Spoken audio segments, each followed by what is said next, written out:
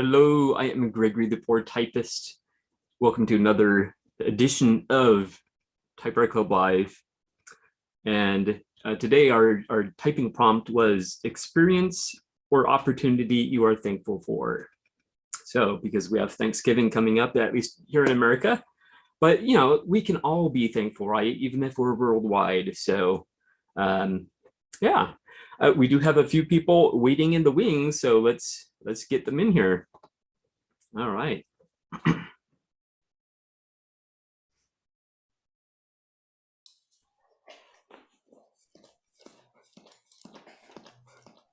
And I do have to apologize for my absence last week. I was feeling pretty horrendous, so but the show did go on without me. It wasn't live streamed. It was just on Zoom. So thank you to all those that participated. And thank you to Brian for kind of taking the lead there. I know you were the first one in, and you must have been like, okay, what's going on here? It was fine. I'm glad I talked to you ahead of time and knew you were okay, so I wasn't too worried about you. Okay, good. Excellent. Good morning. Good morning. I'm glad you're feeling better. Yes, thank you. Yeah, and I was watching actually. I was kind of a little, not really delirious, but that'd be overstating it. But I was half out of it, laying there on the couch, and I had the laptop set up there, so I was watching you guys. And Brenda, you showed something that was very, very interesting, right? I think right at the beginning there. What is? And my letter thing? Yes. That letter weight thing? Yeah. Yeah. It sent me down a rabbit hole. So I did the same thing. I looked them up. It's like a pocket postal scale. Yes. Okay. Yeah. I couldn't find anyone as nice as the one that you showed. I found it that's close. Okay. That's close, and I will be showing it. Did you buy it then? Yes. Yeah. Okay, here. Oh, remember I got to show you this real quick because I forgot I had her. Oh my goodness. Farrah Fawcett. Oh man. Oh my God. Look at her hair. It's awful. I tried ironing it to get it to be more presentable for you guys, but man. this is as good as I could get it. But wasn't that the style back then? Yeah, I mean the box, shows it all wonderful. And I never could get it to look like that. It was always like this. Oh my goodness. Poor girl. So yeah, there you go. Wow. You don't have to look good on Sunday mornings. Oh yes, you do. Sure you do. If you're alive, how about that? I know, huh? I'm just happy I'm alive. Me too. I'm happy Gregory's alive. We got, if Yes. Brian wasn't too worried, then I wasn't going to be worried, but you still miss Gregory. Oh, thank you. I appreciate it. We thought you were on the couch going, I wish I could be there. I also found it funny how I think towards the end Joe said maybe Greg is just playing hooky. Yeah.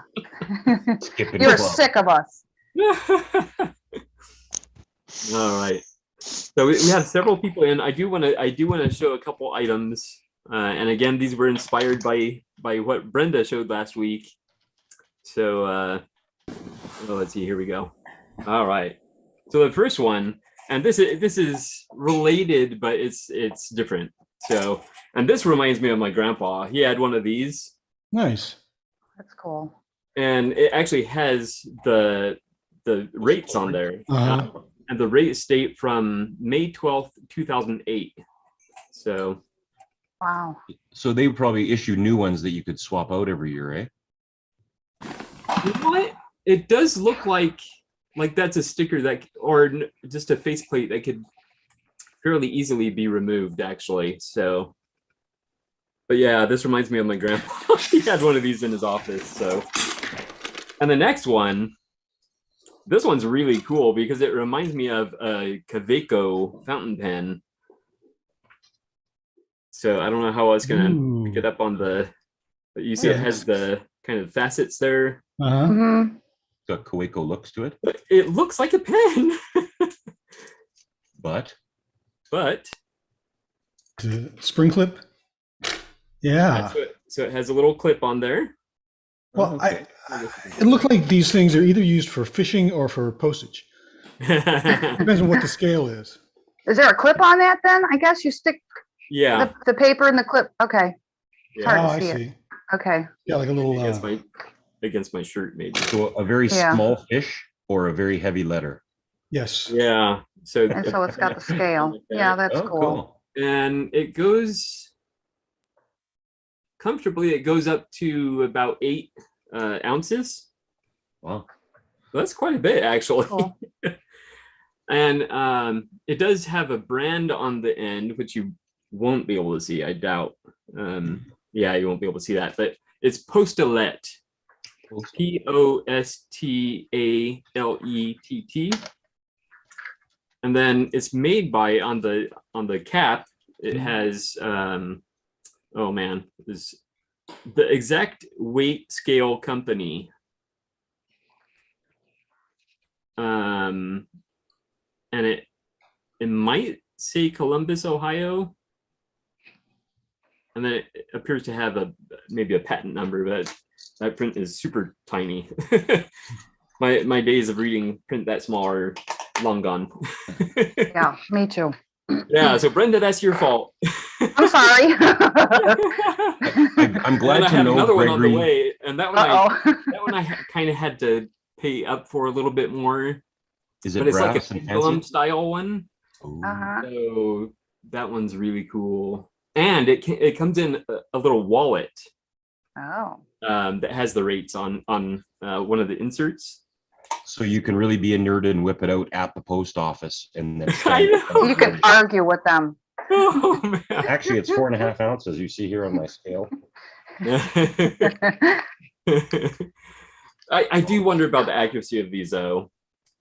And then also a question I have, and I don't know if anyone here has answers, but like this one that's like a pen, is this something a postal carrier would carry around, or is it strictly for the consumer? I think it seems like it would be the end consumer to me. Yeah. Yeah. It's not like the memo is going to choose to not pick something up because of the weight or Yeah, or that's you know, true. it would sit at the post office if it had the wrong postage. Okay. I think. I don't know. I think you're right there. Yeah, definitely. Yeah, so anyway, that's my exciting stuff. Gregory, I'm just really glad you have as much of a rubber arm as I do, because I'll see something somebody will show, and then the next week I'll be looking for it to get it, so that next club I can go, oh, look, Brendan made me do this. Well, I wanted to get a cool one like Brenda had for my mom for Christmas because she does cards like you do. Yeah. She's got tons and tons of stuff, little cubbies and Tupperware containers full of stamps and dies and Oh yeah. Me markers and on and on and on. I thought, oh, she didn't have one of those. too. The ones I see, they're either like a balance type, like it's got a curved thing that swings out with the scale on it, or the spring ones like Greg has, the postage ones, I mean, the pen looking ones. But I didn't see any that were like a nice brass cylinder with a big clip on the end like you have. Well, if I because I want to go to the antique mall here maybe tomorrow. If I see anything like that, I will grab it. All Okay. right, Yeah. thank you. And I have a postal scale here. And I didn't realize it had the rates on it. And Kimberly has one too. I have Anyway. it's got like brass weights, Oh, that's cool. Oh wow! and okay. it's got the rates on stamped into the. There you go. Oh, there we go. Nice. Side by Wow. side. Yeah. That's Letter really cool. Cool. These are really nice. Wow. Yeah. and letter. Is that a repro or an original? Oh, mine's original. Cool. Nice. And 1 ounce. You got little. Yeah, so they have different weights. I've got 1 ounce, 2 ounce, and so you'd put your letter on the flat side, and then the weights on the other side of the scale to Oh, those are pretty balance cool. to 0. Nice. Yeah, it's pretty cool. When I bought it from the antique store, the lady asked me what I was going to do with it. I'm like, weigh my letters. What Yeah. are you gonna do with it? What would anybody do with something Use like it for this? its intended purpose. Yeah. Maybe you were going to be measuring some kind of paraphernalia or something, you But know? that just Oh. you know, Brenda, right to the drugs. Yeah. you yeah, don't know what people do, you know. No, that's true. Well, what do you use this for? Because most people use them for drugs. Yeah, right. Oh my. Too funny. Excellent. I got my scale for weighing typewriters goes up to 50 pounds. So Oh wow. Yeah. it's a good range for typewriters. It's Yours is large, Brian. It looks like a kitchen scale. yeah, it does. It does. And I thought it was a kitchen scale until just now when Gregory said he's had the prices on it, and there's Yeah. that mine does too. Oh, That's- okay. But I don't know what That's the mail for- service is. be for parcels. It says inter BMC, and intra BMC.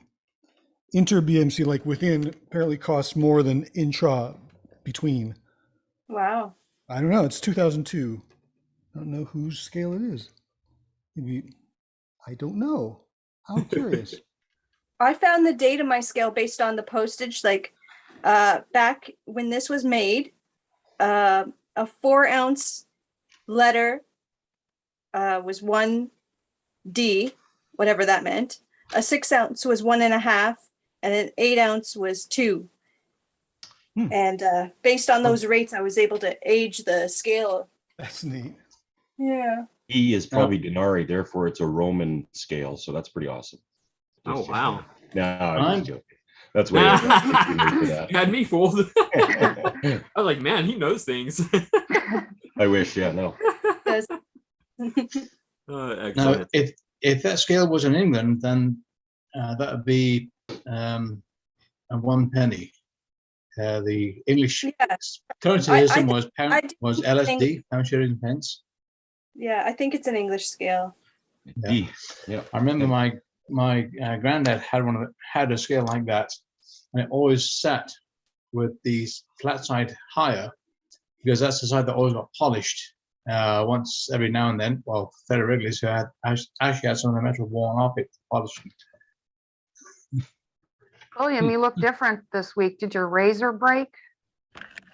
It's Movember, my dear. It's Movember. Oh. He's going to be riding on his hog soon. He's got to grow Ah. that. Looks like Yeah, absolutely. it. That's awesome. Oh. I'll probably take it off come beginning of December, but you never know. There you go. Yeah. Or just leave it and see what happens. Yeah, Yeah. Anyhow, Gregory, Yes. I have something to show you. uh-oh. See here. Let me spotlight you here. There we go. It's either a boomerang or a coat Ah. hanger missing A the hook. broken hanger. Nice. Yeah. Yeah, yours look better than mine, but mine, they have designs, but they're not necessarily high quality. And then you get into the better patterned ones. Nice. Huh. And I have to say, probably the best flyer I have is this right here. Ah, Wow. Oh, wow. wow. Yeah, Do you and the throw deck- them? Yep, and they come back. I'd probably get hit back in the head with if I tried it. And I thought scales was off topic. I know. Huh? I Right. wasn't prepared for the scope of our discussion. Yeah. The decoration process on this one is this here is the natural color of the wood. Ah, So you put masking over what you want left the natural color. Then you apply the maple color stain. Then you okay. put masking over that. Then the mahogany stain. Put masking over Wow. that, and then the teak stain. My goodness. Then pull all the masking off and give it a couple of coats of verathane. There you go. Wow. I bet the whole thing's actually finished in clear first, and then the stuff is put on. Because if there were actual stains, they'd seep under the masking tape, all on the grain of the wood. It does slightly. Oh, does it? Um, Okay. Well, maybe it is done that way. It's the Minwax stain, so it's almost like a gel stain as opposed to a liquid stain. So you did them yourself? Is that right? Yes. Oh, Yes. I didn't realize that. Yeah, these are all all handmade. Nice. Oh, Yep, Wow. uncut. And this one actually has a fairly interesting flight pattern. Huh. Wow. I did not know they were your creation. They're beautiful. Yeah. Mm-hmm. I like the one with the maple leaf on it. It's very Aboriginal. Yes. Yep. Now this one actually is what they call almost a scientific design. Is if you take if you strike a line through the center of this wing and center of this wing, the two lines will actually meet on the center of gravity on the rang itself. Oh, wow. If I were to set this on a straight edge across there, it would balance. So Okay. these wings are always going perpendicular to the airflow. Yeah. Neat. Wow. And this one, you throw it, it just does a nice curve round right back to you. Nice. Whereas this one goes out, up, back around, then down. Okay. Okay. Yes, William knows that probably many of you know actually that I was doing boomerangs there for a while. Well, I may still, but my shoulder has been feeling better. I've been resting it a lot, so we'll see. We'll see. But anyway, yeah. Yes. Introduction. So, Brenda, how are you doing? doing good. Excellent. Excellent. Yeah. No Uh, new typewriters. No nothing. Nothing going on. You have one set up for us, though. I have, yeah, the Brother Prestige 710. Nice. That is actually, my uncle gave it to my son, and I'm storing it for my son. Okay, whatever. So, but the thing, this is the one when I was cleaning it. Okay, so on the back, I guess that, I don't know, is that the margin release that's along the back of it? So I was cleaning the thing and something wasn't set right. That whole thing just slid right off the thing and the bearings flew everywhere. And I thought, Oh, oh my wow. God, I had this thing in the house 20 minutes and I broke it.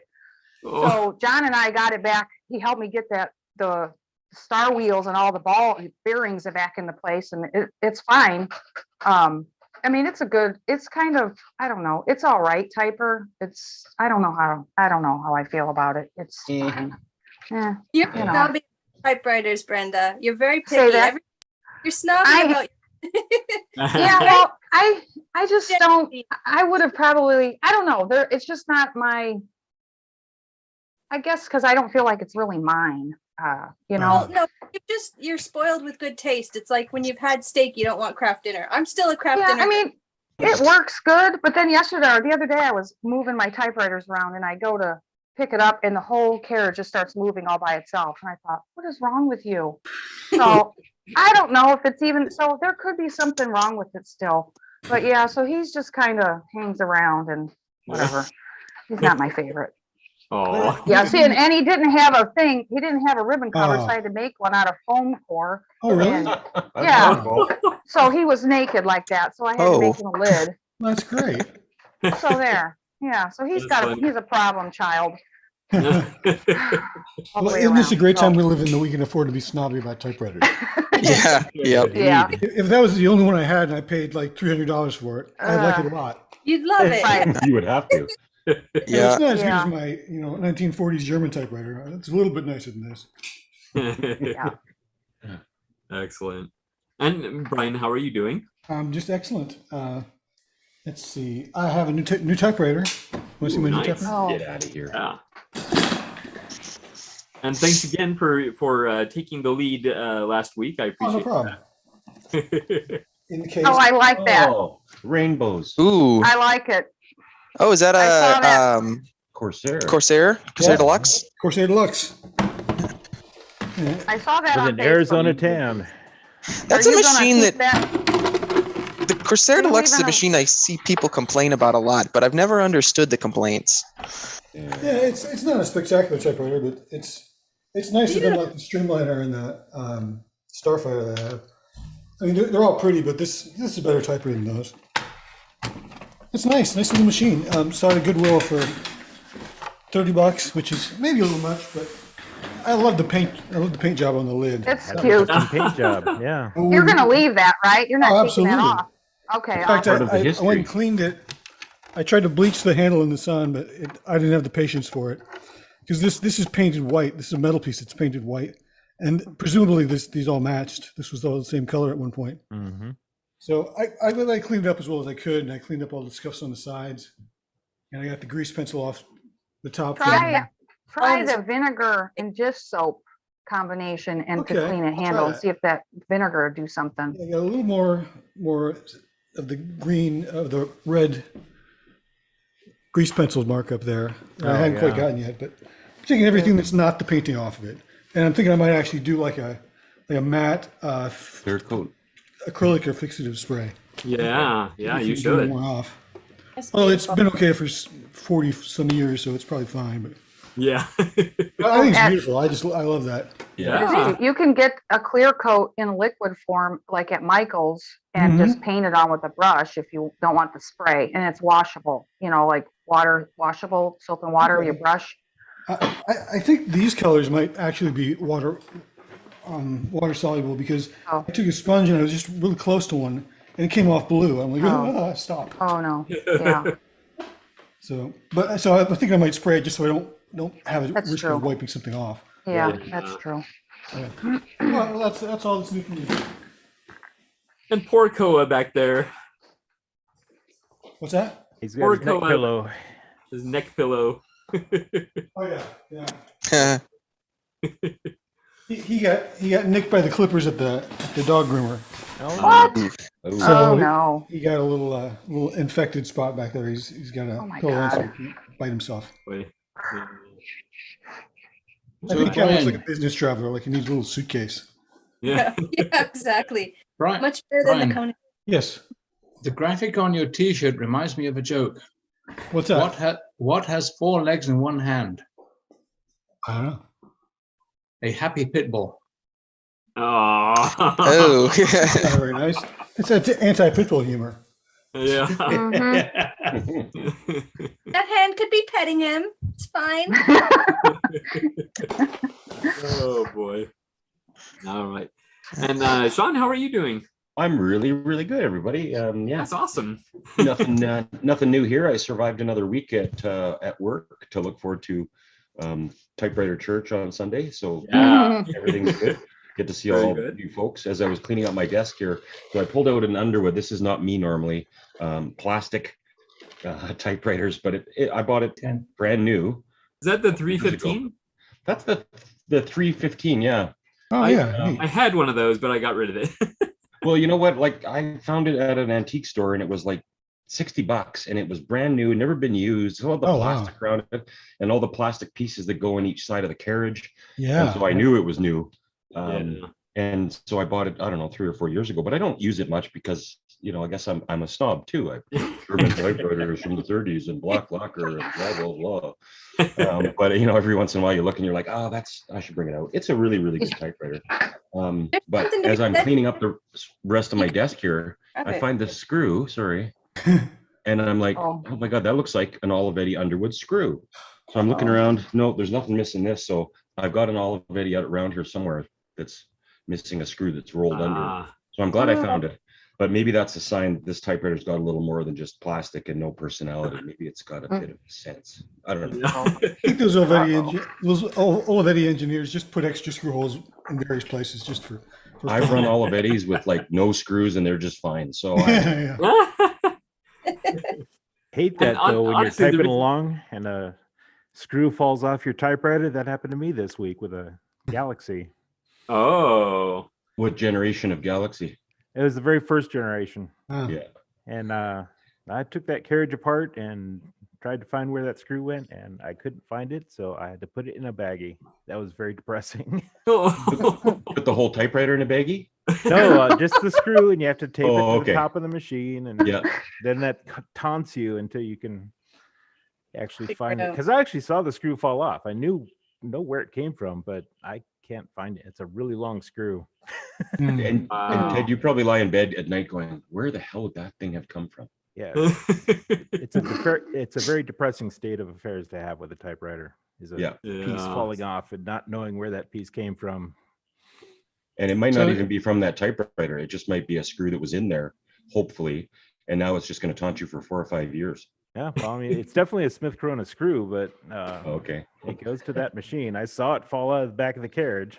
Yeah, it'd be funny if the guys on the assembly line, if the last guys on there, just jam little screws in there in various places. That They could fall out be. I over the mean, years. the thing is, it has like a half-inch long thread, so it's not like it just backed out a little and Yeah. fell out. It's a considerably long screw. Wow. Bum, bum, bum. That's what she said. The Ah. mystery deepens.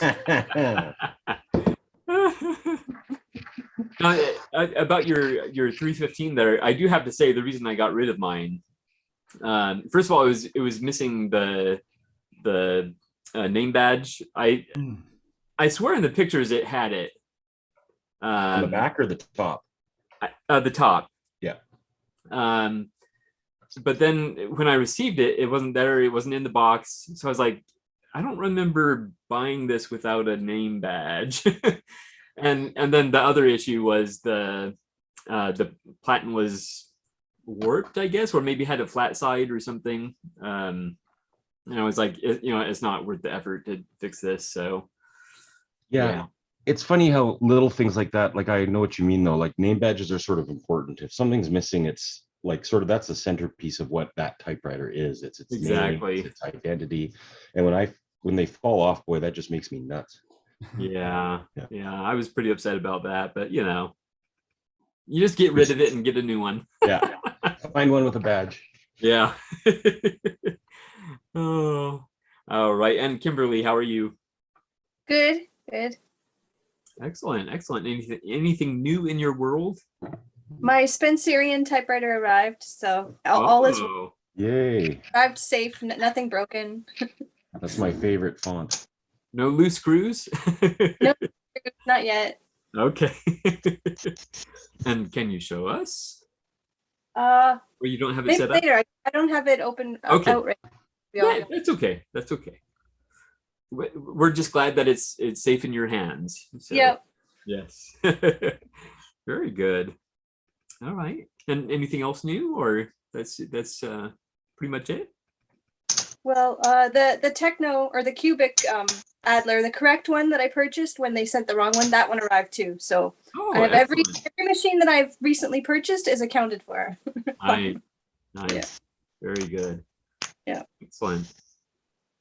And Peter, how are you? I'm doing all right. How's my audio? It's great. 5/5. All right. Yeah. Yeah, I'm doing pretty good. Not too much new in my world. At least not since last meeting. I think I already showed off the Royal 5 that I got last time I was on. But I did post some of my machines to sell that I didn't have room for anymore and that I wasn't using. So I already sold one of them, sold my 41 Remington Envoy, and I got 3 more that are up there. Nice. Yeah. Excellent. Yep. And remind us how many typewriters you have? Oh, I don't know. I think it's in the upper 20s, somewhere around upper 20s, low 30s. That's not too bad. But There's I've some kind up of, there. well, I had gone through, I'm coming out of the buy everything you come across period. You know, I've kind of figured out what it is that I like, and so I'm refining the collection a bit. But Yeah. yeah, I'm selling. Actually, I can show you guys. Yeah, definitely. They're on eBay right now. There will be a fourth one, another one posted, but I'm selling this guy. Oh, yes. I just fixed one of those. They're actually pretty good. Yep. I'm selling it mostly because I just find myself never using it. I've got others that I like better. So, but I do like the auto space that it has. That is very nice. I just never find myself using it. Peter, Plus, what I've is got it? this. It's a Smith Corona Space Master 75. Space-O-Matic 75 full size.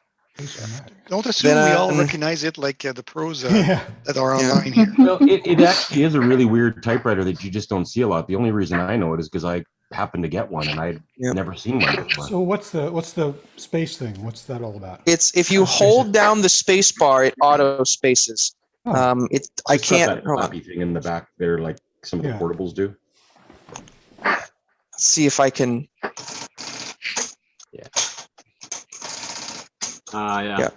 I just find myself never using it, and also I have this one which I like a little more. Oh yeah. And that's a great color too. Yeah. And Then what I'm is it? selling.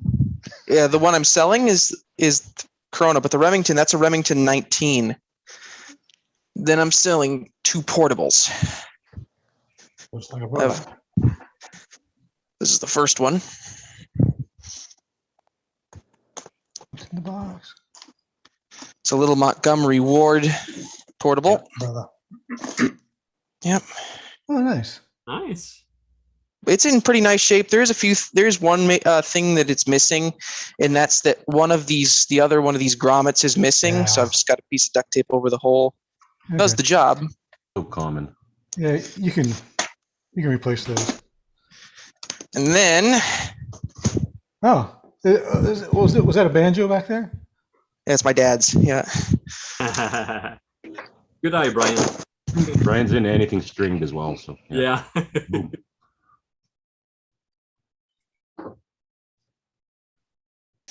All right, I'm gonna have to go as soon as I'm done showing you this stuff. Okay. Okay. But- And then this one is for sale. Oh, nice. Nice. Royal. Very nice. Royal Aristocrat. Oh. Same one I have. I love that. Yeah. These two, they just don't fit my my touch. The Royal's a little. This one, maybe it's just this one, but it just does not fit me. And then the brother is, despite having a good platen, is somehow loud as thunder, which I don't know how it's that loud. This one's actually has a really nice soft platen on it. Wow. So yeah, these 3 are all up for sale on eBay. Excellent. And then I'm gonna post one more. I have the blue one just like that. I'm gonna sell this one. My Model 11 Quick Strike, mostly because I think there's something up with it that I can't seem to fix, and I have to pretty much punch the keys on this to even get consistent lettering off of it. Yeah, that's not good. So it's like there's something stiff in there. It's a cool looking machine, though.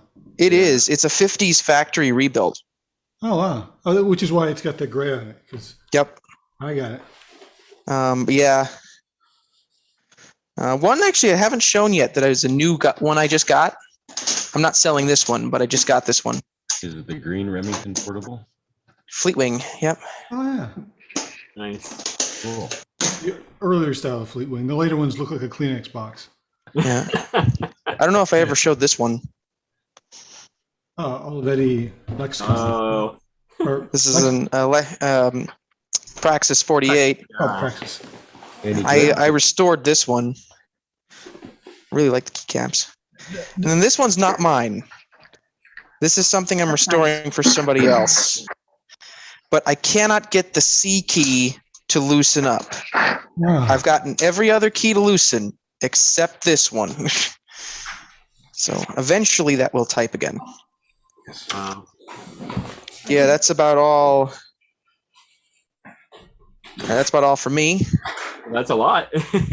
Well, and actually fountain pens was brought up earlier. I will Yeah. show one more thing. Okay.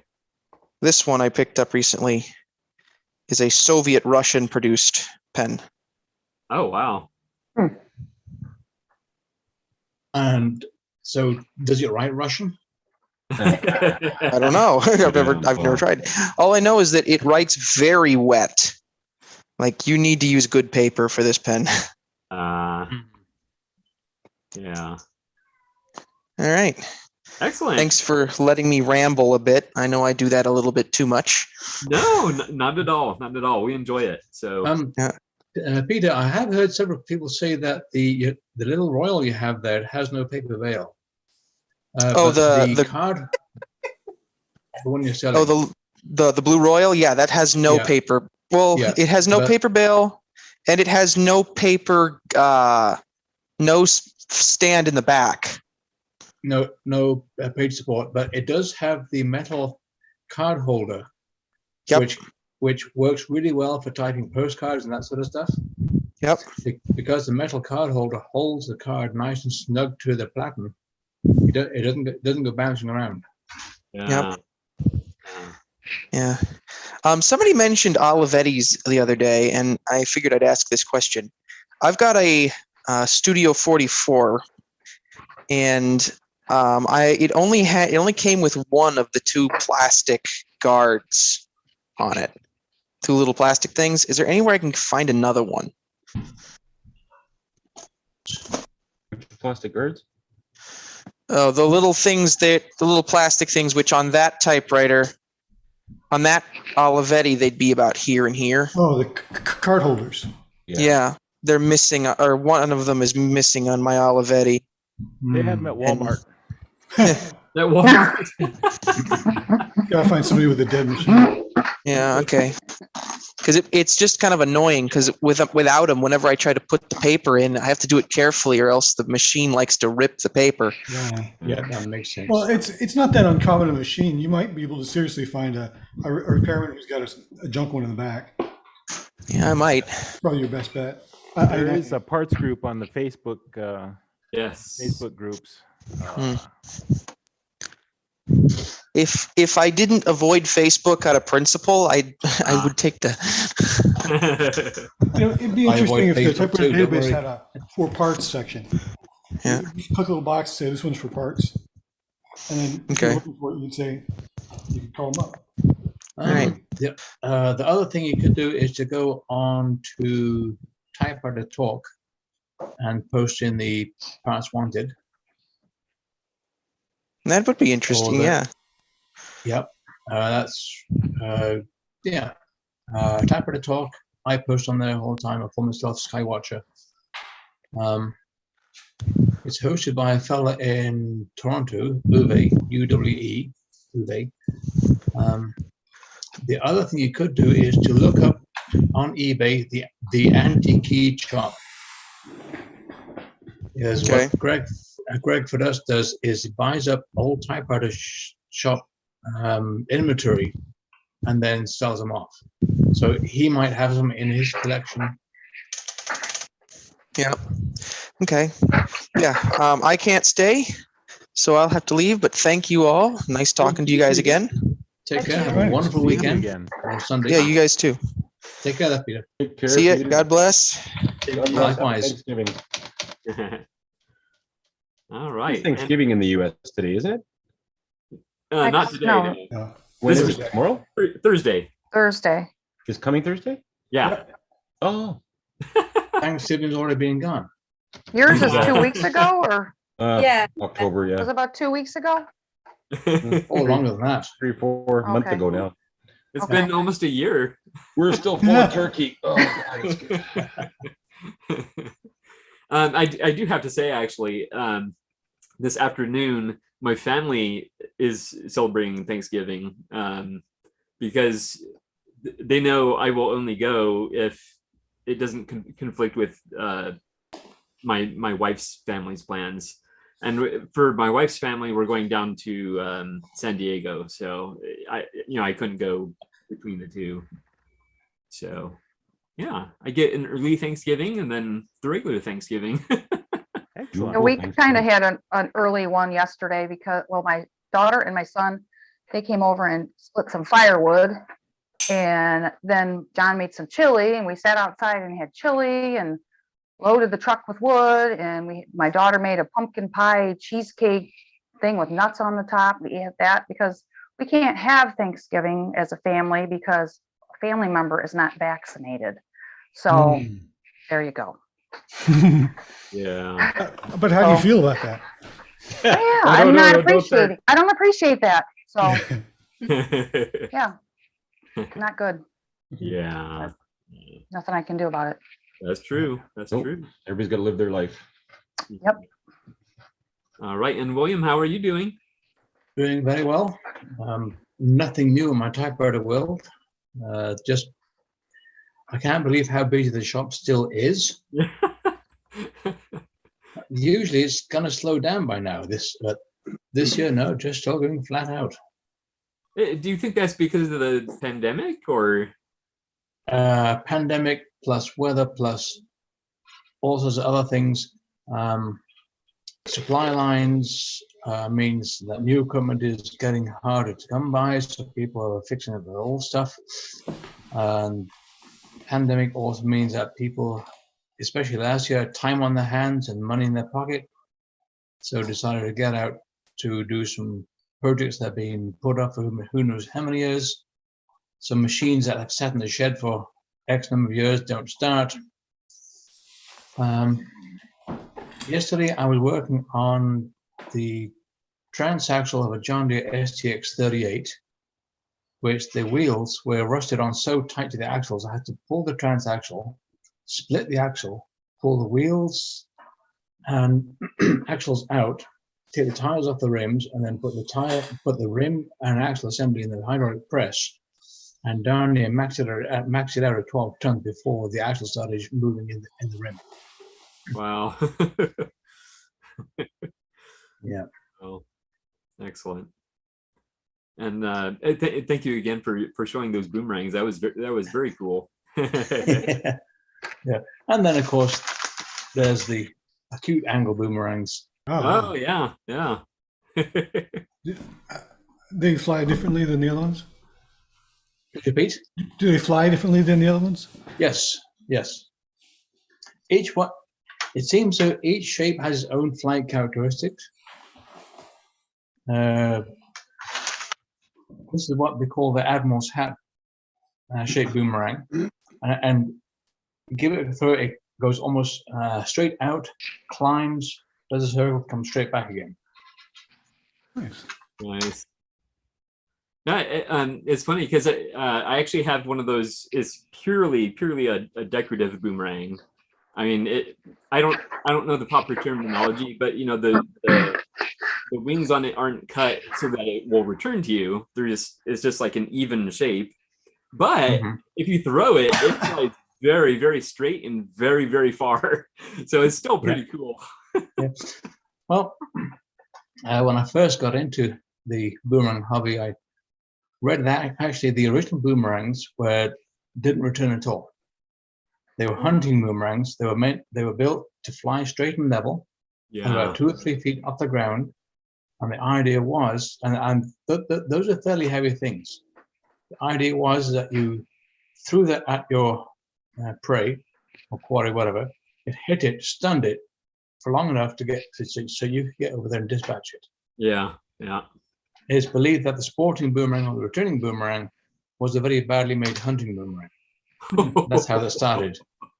And how many archers would feel happy about firing an arrow and see come back to them?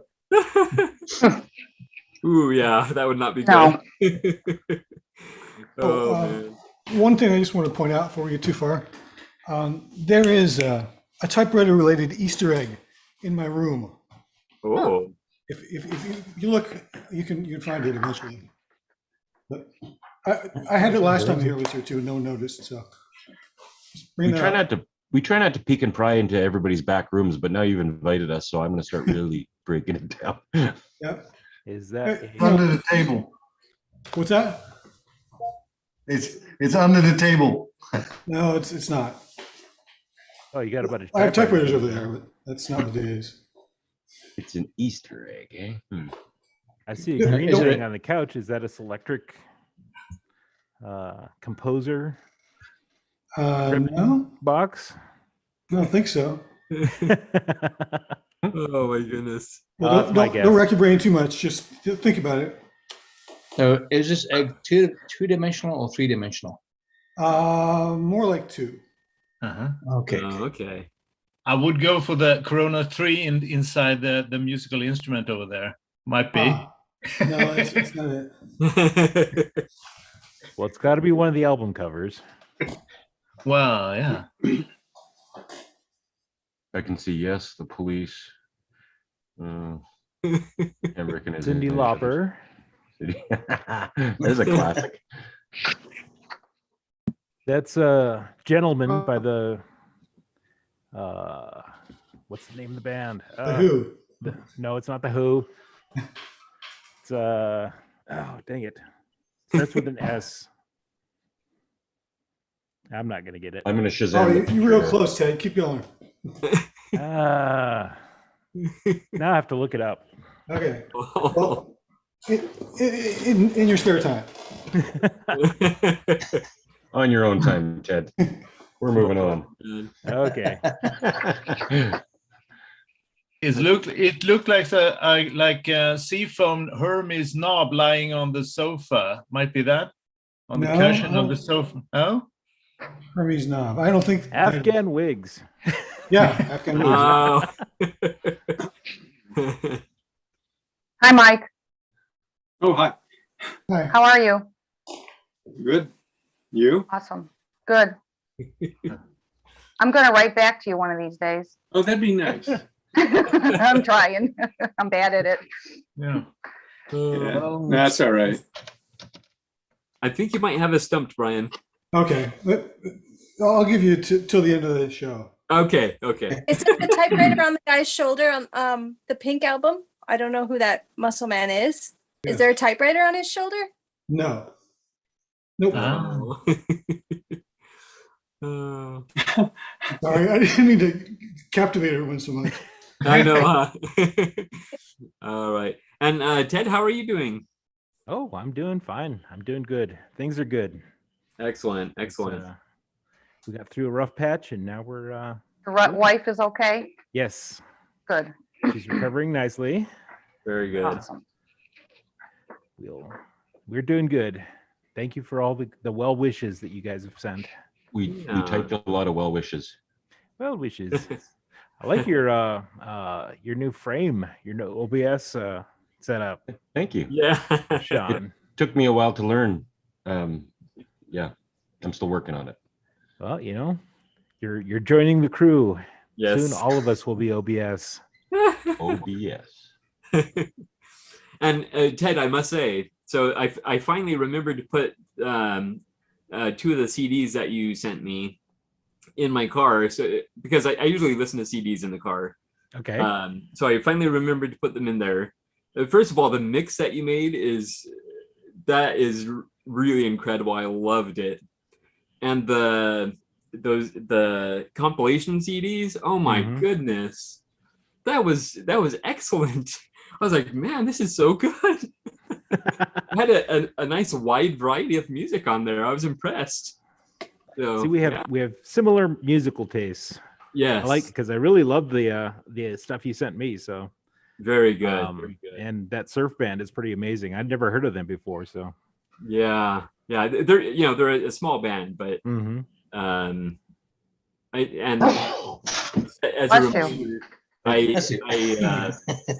my high school graphics technology teacher or print shop class, he was in a band with the drummer of the newer band. Alien Ant Farm? No, although they are from this area, Alien Ant Farm is. So, yeah. So I'm very glad that you liked them. I listened to all your albums. They were really good. I was Excellent. impressed. I even put one of them on my I have a sleepy time rotation. Excellent. I'm sure you can guess which one, but I'm guessing historic. Yes. Yeah. Do you like John Denver at all? Do I like John Denver? Yeah. Do you guys anybody like John Denver? I do. I did in the 80s. I just found his double disc CD set at the thrift store the other day for $3, and I can't even believe it. I'm so excited. I just listen to that all day long. And then I cry. So I think that's the one I grew up with too. The double disc. It's a good cry. Like brown. Yeah. Brown cover with his head on the one front. side's brown and one side's blue. Yeah. The CDs, yeah. Oh my God, so good. Yep. That was a really good one.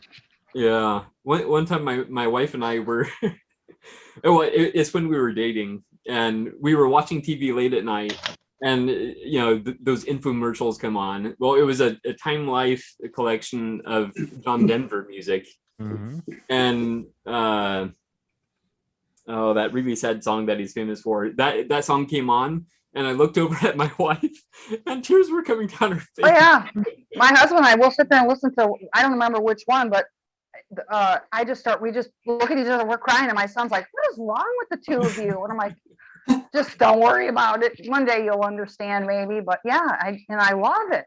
It's just so good. Yeah, I lived in West Virginia for 7 years when I was a kid, from like 7 to 14. So anytime we went on a family trip, we play Country Roads Coming Home. Yeah. Yeah, that's a good one. Appropriate. And Ted, how are your projects going? Well, they've been a little bit on hold, obviously, but I'm getting back in the saddle. And, okay. I have a lot of cards and letters to send out, so is that an EP44 you got there? What was that? Is that an EP44? Yes, it is. Oh, EP22. Oh, my bad. The earlier one. I got you. The ones, because by 44 it was more like a regular keyboard, right? No, that's the EP44 was the last one with this chiclet keyboard. Yeah, that's what I thought. That's what it was. Yeah. Okay. Actually, the 45 was, but that's a lot more uncommon to find. Okay. Very cool. And yeah. I'm just I actually had a friend come over last night, and he brought a bunch of extremely expensive audio gear, and a mix that he'd made, and then we got together and played a mix that I made, and we mostly sat around and listened on headphones. So I figured I'd plop a typewriter in front of him and see what came out. So I'm going through the notes right now. So excellent. Listening notes typed on a typewriter. He was a little at a loss when I gave him a Hermes 3000 because he'd never, he's a mechanical keyboard kind of guy, and that's pretty much it. And then I gave him the EP 22 because that seemed easier for him to deal with. Yeah. And got a good 2 feet worth of script out of him. Nice. So yeah. He was, those EP22s are so tiny. Yeah, and they got nice keyboards, even though they're it looks like a calculator, but exactly keyboard actually is quite nice. Yeah, and so he was really impressed with that, and he liked the dot matrix print that it did. Yeah, and he was a little taken aback by actual mechanical typewriters, but I got him to do an electronic one. So nice. Another reason to have one in your collection. Yeah. Some people are just going to be more used to that. Yeah. Yeah. Definitely. Well, it's good to see you again, and I'm so glad everything is going well. So yeah, everything's great. I've actually got a letter going out to you too. So nice. Very good. I'm planning my next letter for you. So it takes a couple months, I think. Yeah. Because together. Yeah, because we kind of mix it up. We do a letter, at least one tape, maybe a CD in there somewhere. So yeah, it takes time. Yeah. And Intro, how are you doing? I'm good. It's Sunday, so that means tomorrow's Monday. I have to go to work, which I don't want to do. Oh. And that's all he has to say. I'm sorry, another day, another dollar. Oh. Gotta pay the mortgage. Excellent. No, I made some, I found some on the internet. Maybe someone will recognize it. I think so. Oh, neat. Oh my God, I've been looking for one of those forever. Oh yeah, I put that up. I found it on Ted's website. Oh, right. We downloaded those like a month ago, didn't we? Yep. Yes, I just haven't done anything with them. Okay, thanks, Indro. You had it all the time. Yeah. So about no new typewriters or whatever. I wrote 3 letters yesterday. Oh, Yeah. good. It was Saturday. It was all right. So yeah, I've got some new Lego, but that's it. Excellent. Well, as always, it's good to see you. So, yeah. And Mike, how are you doing? I'm doing well. You? Very good. Very good. Yeah. Much better than last week. So I was out sick. Yes. It's that time of year. Yeah. Yeah. Yeah. Nothing serious, I hope. And no, I have these recurring stomach issues, so that's all it was. Yeah. But I did watch, and you guys did great, so I appreciate it. We didn't have it streamed. I didn't want to stream it without someone being able to, monitor and stuff like that. So, In case we all started dropping F-bombs and yeah. which we do, but we try to hold it down. Portnoy. And I trust we all behaved ourselves. Yeah. They were awesome. I loved it. It was yeah. I was impressed with how well it went actually. So yeah. And actually, this reminds me that the whole type and talk, and then my absence for last week, all came about from something Ted said, because at the end of one of our streams, we were talking, and he had mentioned that if I happened to not be there, the stream would probably just go on without him, without me rather, and yeah, I mean, somebody's going to take charge, or yeah, it's just going to be a free for all, and it's going to be fine. Yeah, and it was. So thank you for that, Ted, because that did open up the possibility of doing type and talk. So yeah. Even Johnny Carson had guest hosts. Yeah. Yeah. So, Mike, quick question. The only Squamish I'm aware of is in the south end of Vancouver Island. Yeah, a lot of people get us mixed up with you're Squamish and we're Suquamish. And that's the difference. If that makes any sense at all. So yeah, a lot of people Yes. Squamish, they think I'm Canadian, and I have to correct them because it's not that far from here, really. Okay. Yeah, I can throw a rock and hit Canada if I really stretch. So whereabouts are you then? I mean, what is Suquamish? What's those two? So if you're familiar with the northwestern portion of Washington, there's a little peninsula that sticks up. It's called the Kitsap Peninsula. And we're in that. The cool thing about this town is Seattle is named after a chief from back when. And he's actually buried in this town, which is kind of cool because you can walk down and see his grave. And we're a tiny town too, so it's not like we have millions of cars coming to see Chief Seattle. So every now and then I'll go pay tributes if I'm down walking to the post office or something. Yeah, so a lot of deep native history here. Yes, my wife's uncle lives in Orchard Grove, which I think is just across the street from there. Is it? We have there's a Port Orchard down here. Orchard Grove may be a little Yeah, further. the Port Orchard. That's what I meant. Yeah, Port Orchard's. It's not too far from here, actually. Maybe a little better than a half-hour drive. Okay. If traffic's in your favor. We have a shipyard here. If they let out and you're heading south, you might as well just stay home. There's a bottleneck. Up where I live, traffic is 2 cars. I just got back from my run, and the only real danger is the deep fog. So hence the bright colors. They still don't see you. Yeah. Oh boy. Yeah, but it's not bad. Have you run into any wild animals lately? Oh, not recently, but yeah, they pay visits in the yard quite frequently. I was coming up the driveway one day and saw something in the back of my eye, and a deer followed me home. He was like right there. I've seen rabbits vanish at the talons of eagles who just come down and will take them away just as you're standing there. Coyote come up the driveway and see me mowing the lawn and give me that knowing look like, what are you doing here? And you're kind of lean. Yep. Yeah, but yeah, we have a lot of wild here, and every now and then the errant bear will pass through, but I try not to get in their way. Yeah. Yeah. Yeah, no thanks. Wow. And anything new on the typewriter front, or? No, my last purchase was the Olivetti, the Latera. I did get kind of lucky. I went to see, I don't know if you're familiar with Bremerton Office Supply, but Paul Lundy runs that shop, and he's not too far from here.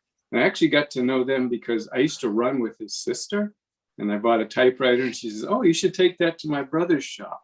And he's the one you see on a lot of the typewriter shows, because the guy that used to run that, he was like old. And I can't even remember his name now, but he passed. And Paul was an apprentice there. And now he runs the shop. And so I took it down to him. He has some plastic ones that are replicas. He has them made. So he put those in, and they worked really well. But I got lucky because of this and the typosphere and all that. But Bill M shot me a pair of metal spools. So I'm pretty well. This machine is so close to new, it's disgusting. I mean, I can take my thumbnail, go right into the platen rubber, and I don't think it's ever been replaced. I think this is just a machine that was well cared for, and you just can't get much luckier than that. That's great. Oh, Yeah. Nice. Disgusting. Yeah. disgusting. It's no fair. Oh man.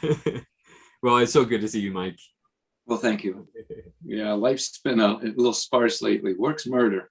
I'll be glad to get off that road for a while.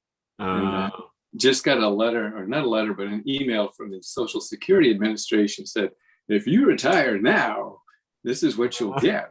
And then I looked and they have a little slider. And I pushed it over to my birthday, and it said, but if you retire here, you get more. And then I looked at my 70th birthday and I said, wow, that's like $6,000 a year. Can I live that long? And I'm starting to wonder Can I if live that didn't long? just cash in my That's not the too gamble. far away. Yeah. But yeah, I may just cash in. I think it's time for the old guy to retire and go out in the yard, do whatever it is the old guys do in their yard. Butter. Butter, yes. Yeah. Yeah. Hang out with the deer and the raccoon. Oh. There you go. Yeah. That's awesome. As my wife says, retirement is when you wake up in the morning with nothing to do, but by his bedtime you're not half done. That's about it. Most folks I talk to tell me they've never been so busy in their life as the day they retired. And now they can't seem to find a way to get it all done. But the beauty is you can quit whenever you want. I'm going in, I'm going here. I don't care. No clock to punch. Yeah. Just do it tomorrow. Yep, Yeah, pretty much. There's always tomorrow. pretty Yeah. much. As far as pension goes, I turned 60 this year, and we were looking at what we could get if I waited till I was 65 or waited till I was 70. Yeah. And we figured that if I start collecting now and put that money into mutual funds, we can have 3 times more by the time I'm 70 than what I would if I started collecting at 70. Well, interestingly, I had one of the ladies at work decided to collect her Social Security when she turned 67, but she continued to work. And what she did is she lived on the Social Security because she wanted to see if she could. But everything she earned and socked it into stocks, similar to what you were mentioning. And she retired quite nicely. So that's worthy of thought. And, you know, I kind of get my military pension too. So it's not like we're going to suffer. I just will have to put the Mercedes on the blocks. No, I'm kidding.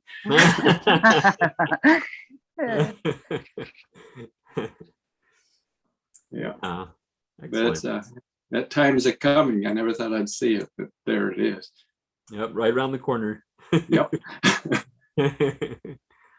Excellent. And Bob, how are you doing?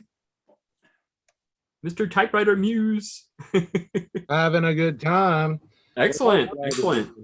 Yeah, I've had to miss the last few weeks because I've been so busy with this trailer. Yeah. But you know, the trailer's done, so that's nice. It's nice to have an appropriate shop for customers and whatnot. I still have to move in to the trailer, which I haven't moved my workbench yet. But I will, and I'm excited to do that. And I'm really I'm really excited about all the built-ins that I can put in. I took a 2x3 and put a bunch of 3/4-inch holes in it. Big dowel holes, and that way I can hang wrenches and stuff off of it. That's going to be very exciting off the front. There was just a ton of, and I haven't got the running lights working yet, but other than that, everything's done. And I thought it'd be about 100 hours of work, and it ended up being about 200 hours worth of work. Oh, Yeah. So every that night, happens. every night I come home and just spend hours doing. Yesterday I was cleaning this gummy tape off the side of the side of the trailer that no one will ever see, right? But it's still important because it looks terrible. It looks terrible, and there's no reason for it to be there. Somebody put it there as a temporary fix once upon a time. There's all sorts of that kind of stuff. So the unveiling will be December 4th at our event in downtown LA, in the downtown LA Art District. We're very excited about that event. We got a few bigwigs showing up. It's free, parking's free, which is extremely exciting in LA, right? It's interesting. The wind started blowing right after Sean sneezed. Oh, he's not here. I can't pick on him. Never mind. It seems like he sneezed and the wind really started blowing for us. So that'll be a fun day. I suspect it'll blow till about 4 o'clock. It's windy at your house too, huh, Greg? Yeah. In fact, I was thinking, wow, I could be out flying kites right now. I go fly kite. Today would definitely be the day. So somebody else mentioned Alien Ant Farm. I thought that would be fun. me. Oh, yeah. Yeah. Oh, look, that's pretty good. Okay, yeah, I grew up with Tazamora, the bass player. In fact, we just had a conversation about 2 weeks ago. Lucky for me, we're still friends. Our kids get together and play music. And that was always a joke that when we were kids, we'd all say what we wanted to do when we grew up. And he said, well, I'm going to be a rock star. And we were like, yeah, right. You're full of crap. Well, he grew up and became a rock star. So it's very exciting to see him still go. He plays bass for like Godsmack and 311 and all these different guys when they go on tour. So he's quite busy as a musician. Yeah. We had to talk, a lady that was my secretary when I had the amp and guitar repair business. Ty and I grew up with her, and she passed away. So it was I can't believe I'm old enough to have people I employed pass away. So That's terrible. Yeah, she was a good friend of ours and spent a lot of time singing music with us. 2 beautiful children. Her ex-husband's a dear friend of mine, great musician. So yeah, we've had a few ups and downs lately in that regard, but life goes on, and we just have to kind of try to do our best. I'm having a lot of fun right now working on this Pink Royal. Don't tell anybody I work on Pink Royals. Anything great, but what happened with this one is the frame broke in the back. Oh. Very shame. Yeah, so I was able. It broke in the front too, but I already repaired the front right here. So what I'm going to do is put it back on the machine, and then I'm going to take my shiny, coincidentally 1958, just like the machine penny, and I'm going to have a good time getting that all JB welded up once the case is back on the machine. If you've ever taken a case off these Royal Deluxes, you really have to push and pull them, which works great if it's plastic. When it's metal, it doesn't work. And I have a feeling someone did this. The machine did come to me like this. I did not do this one myself, but but I've got, it looks like the Easter Bunny jumped on my repair bench and puked ink all over the place. So Hey now. Watch it. Anything wrong with that? Watch it, mister. Hey, it's a lot of fun. Anyway, if anybody ends up listening, December 4th over in the downtown LA Art District, we're doing that huge event. It's at a open warehouse space. It's right at 440 Alameda, so just like a mile off the 10. And I'm pretty excited. It's going to be noon to 6. We've got about almost 30 vendors set up to go. Typewriters, gifts, the haiku, the haiku poetry guys will be there. Some pens, another lady's gift wrapping. vintage ads, whatever. I could go on and on. We've got so many cool people showing up. But there's also going to be cool demonstrations of old typewriter machines. So we're pretty excited. I know. I think it was Kara asked, if we could do a bit of a virtual tour. I think I'll be able to do a virtual tour of my trailer, when it's there for the unveiling. But other than that, I don't know. I don't know how much we'll get in. I suspect I'll be quite busy, and I suspect others will be quite busy. I'm only bringing 2 employees with me, so we'll see how it goes. I'm very excited to have a whole mobile shop. I've never seen anything like this. I think it's right up there with mobile dog grooming. You see it and you go, "Is that possible?" But then you do it and it works. So there's been a lot of growing pains in it. The big one now is how do we get a step into the trailer. Right now, the step that's there, it's the one that pulls out from underneath the frame, and it's not bad, but the rise is probably a good 10 inches. I mean, you stepped into it, Gregory. It's not very satisfying. So, well, let's check out some of those hot tub steps. There's a people that had the Airstream when we went to the Airstream rally. They had a hot tub steps, and they were real nice and deep and wide, and they were perfect to get into their camper. That's a good. I didn't think about. And they're light. They're lightweight too, which is nice. Well, that's important. That's my biggest. My door frame's only 22 inches wide, so I need something that I can fit one way or another inside the door. But I was thinking about just building a custom wood box. But yeah, I'm gonna go look at that. If I can spend $100-200, get something like that. As long as I get to paint it like a typewriter. You probably could. I think it'll be, here, step on a typewriter. Come on in. That's funny. We'll see how it goes. I did find a welcome mat that has a typewriter on it, but paint it like a Royal 5. It's already built like steps. You're right. You're right. That's a really good idea.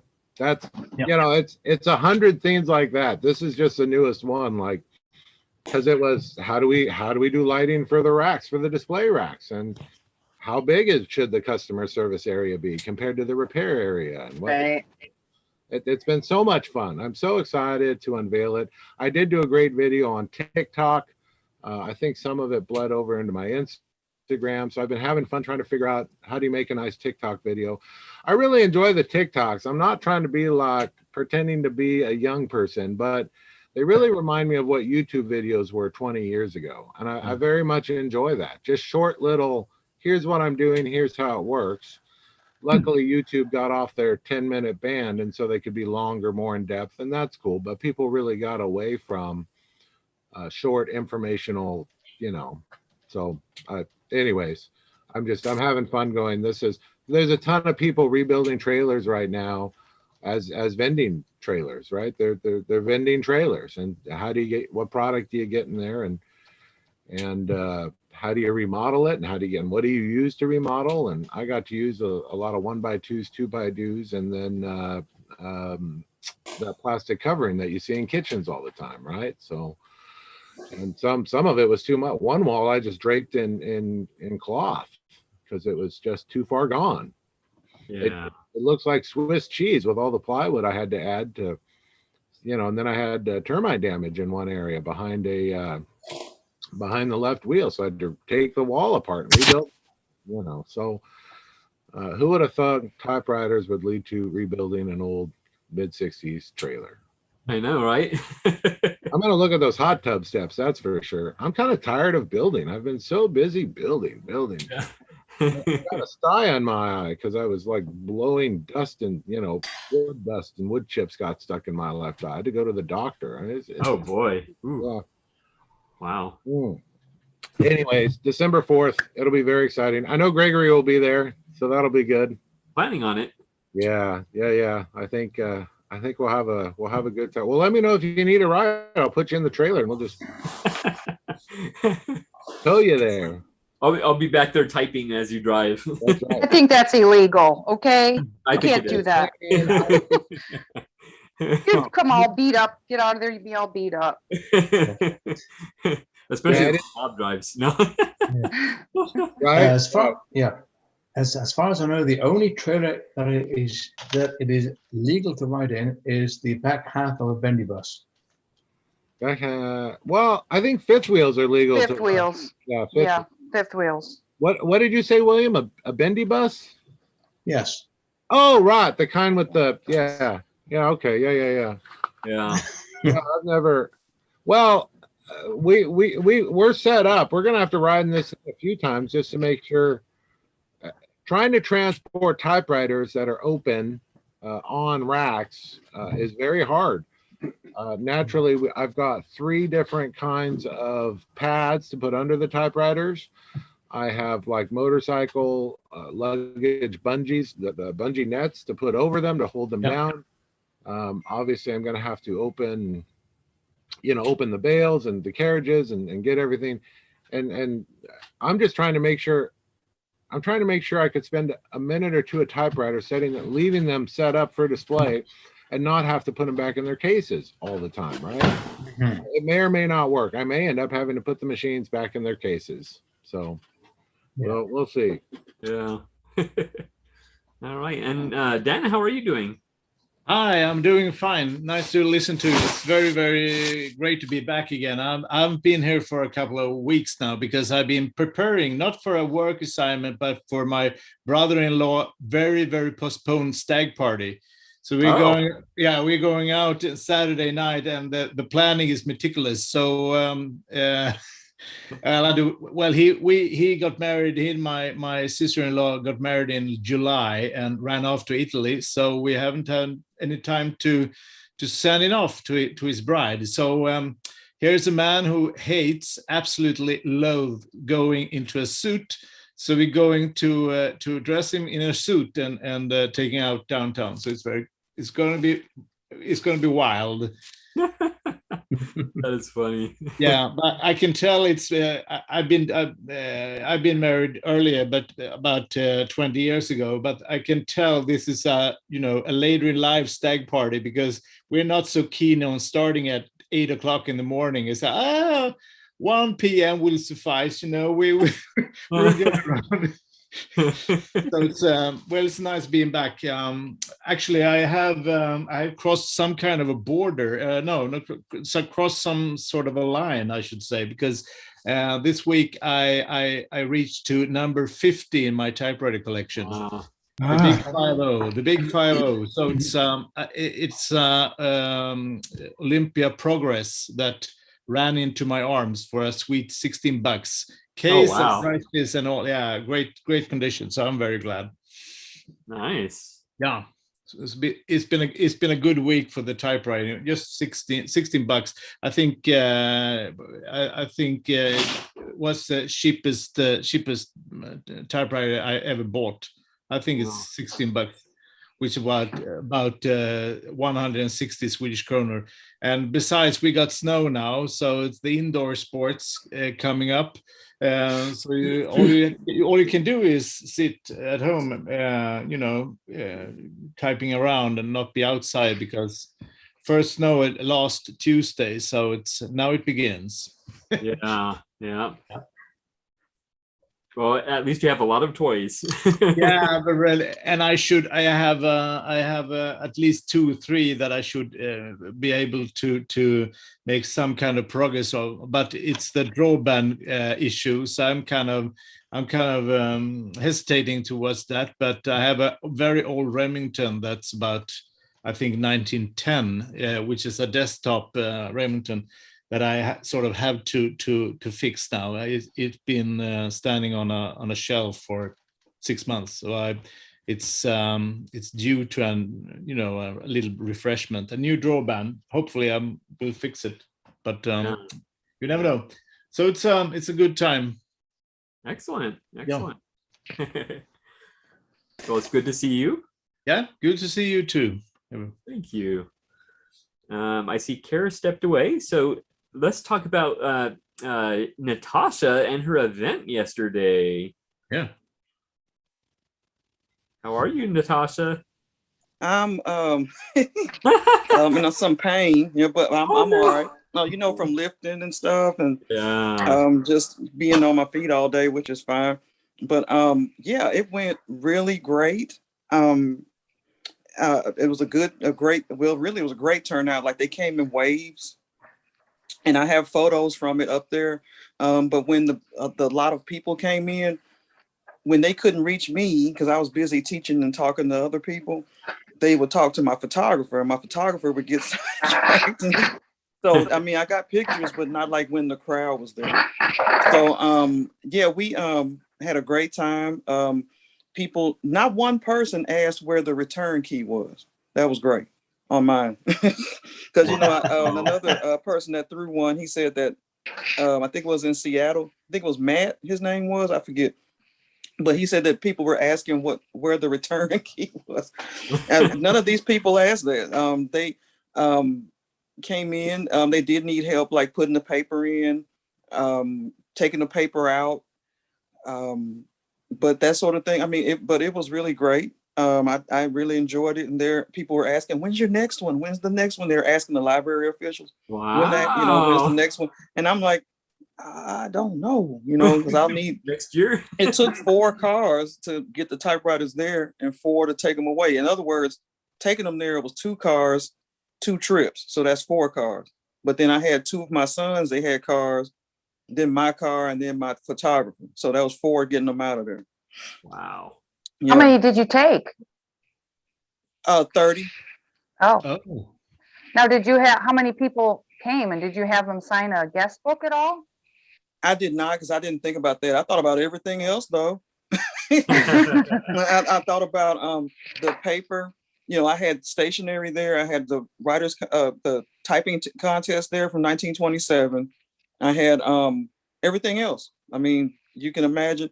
I didn't think about that until after I saw someone else that had one. They said they'll have a guest signing. I was like, oh, I didn't do that. But I know next time to do that. Yes. Mm-hmm. So I just kind of did this one. I actually had an offer. Someone offered to buy my Oliver 9, and I was like, for her daughter. So it was probably like a first typewriter, and I was like, oh, I don't want to part with it, and I did, and I hope I wasn't crazy for doing that. But I just couldn't part with that typewriter. I wanted to look at the other ones. I was like, you can probably, which I don't want to part with any of them, but some more than others I would let go of. Like maybe my Olivetti, but my Olivetti ended up getting broken during the process. One of the kids or someone was playing with it. My photographer said he saw who did it, but I was like, I don't want to know who did it. Yeah. But the handle, they were trying to get the paper out and they didn't know how, and I was busy talking to other people, and somehow the return lever snapped on that. But I gotta, I can fix it. I just have to research it. But I'm glad that that's all really major that might, that happened. So yeah, it was a lot of fun. Oh, and somebody gifted me a typewriter. They gifted me, a lady knew about the event, and she brought a, what was it? When I opened it, it was a, I'm sorry, my mind, Smith Corona, the Sterling, I think you said. Sterling, yes, I'm sorry. Yeah, my mind went blank because I'm not looking at it right now. But it's a Sterling, thank you. Yeah, my mind just went totally blank. But it's a Smith Corona Sterling, thank you. And it was rusted to the box. It was rusted to its case. So I had to loosen it up and clean it and everything, and now it's perfect. It's just fine. Yep. So that was really nice of her. She was like, hey, I got a typewriter. You can do anything, can you do anything with it? It's a Smith Corona. I said, yeah, okay. She said, you can have it. It's yours. I mean, and all this. I said, thank you. That was so nice. The lady that did that, she's in a couple of the pictures. So that was really nice of her to do. It really was. But yeah, that woman blew my mind a little bit for trying to buy that Oliver. I was like, that's the main one I wouldn't want to sell, at this time anyway, unless I got a second one. So now, yeah, for those that have been to type-ins, would you say, because to me 30 typewriters seems like an awful lot, what would be the typical number at a type-in? Does anybody know? I don't know if Joe had that many at his. Maybe 10 or 20. I don't know. Really? See, I didn't know. I just upped and I was like, I started picking typewriters on my little clipboard. I said, which ones I want to take, and I put them in line of what decade they were in. So everybody would have a taste of each decade. Yeah. So if I had taken less than 10 or 15, I wouldn't have each decade. You know what I mean? Yeah. So I wanted to touch on, like, my thing was 100 years. I was celebrating on my flyer. I wrote 100 years, celebrating 100 years of typewriter. So it started with 1915, the 10s, all the way down to the 80s, you know, but then we're in 2000, 2020 now. So that's like, 100 years. Yeah. Ted, what has your experience been? Generally, since we have a small group and there's a bunch of us that have a bunch of typewriters, I've generally taken anywhere from 5 to 10 to type ins. Yeah, I usually take three to five, probably. Yeah, see, Brian will come and he'll bring a few, and and there's 2 or 3 other people who'll do that. So, we end up with more typewriters than we have table space for. Yeah, usually. Yeah. But so you end up with more than about 30 anyway. Yeah. Yeah, But, if it's only just you bringing the typewriters, then 30 would be a perfectly reasonable number. It was only me. Yeah. I think May, she was supposed to bring some, but she was ill. So Oh, that would have been bummer. even more. It would have been 12 more. Yeah. Yeah. See, that's what I thought she had was going to come. So No, she couldn't. Yeah. Well, then you did good bringing 30, because that's how many you needed. Yeah, I felt like I wanted a decent crowd, and I want everybody to know, the kids especially, to know the different decades of typewriters. I wish I had a 90s one. I don't have a 90s one, but I would have touched. I wish I could have touched on the 100 year too. That would have been nice, like you say.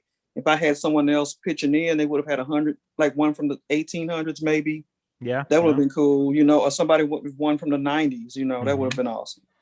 So that would have touched on every. When you have a group that they can come together and each of us brings a part of the event, then it spreads out that burden quite a bit.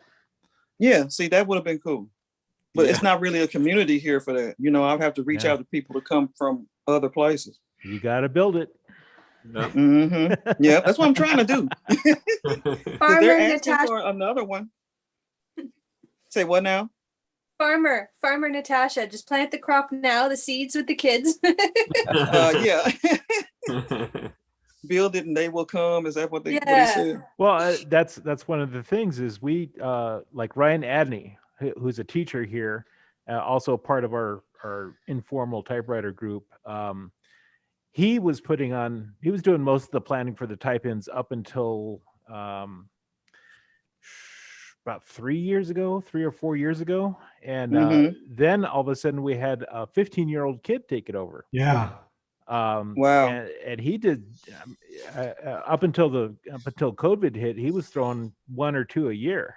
Yeah, he's surprisingly good at organizing those things. Yeah, and he was really good at organizing. And but he's the one who got us hooked in with the library. He had connections with the library, so that was so at some point there's going to be someone else in your group who's going to end up helping you out or taking it over or something like that.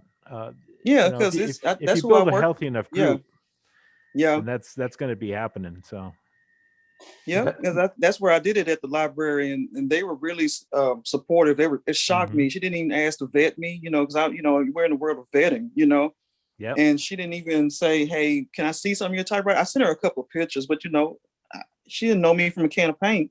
Right, but they thought it was a great idea, Yeah, And so I'm grateful of that. And then she went on into, can we build tents for you? Because at first it was going to be outside.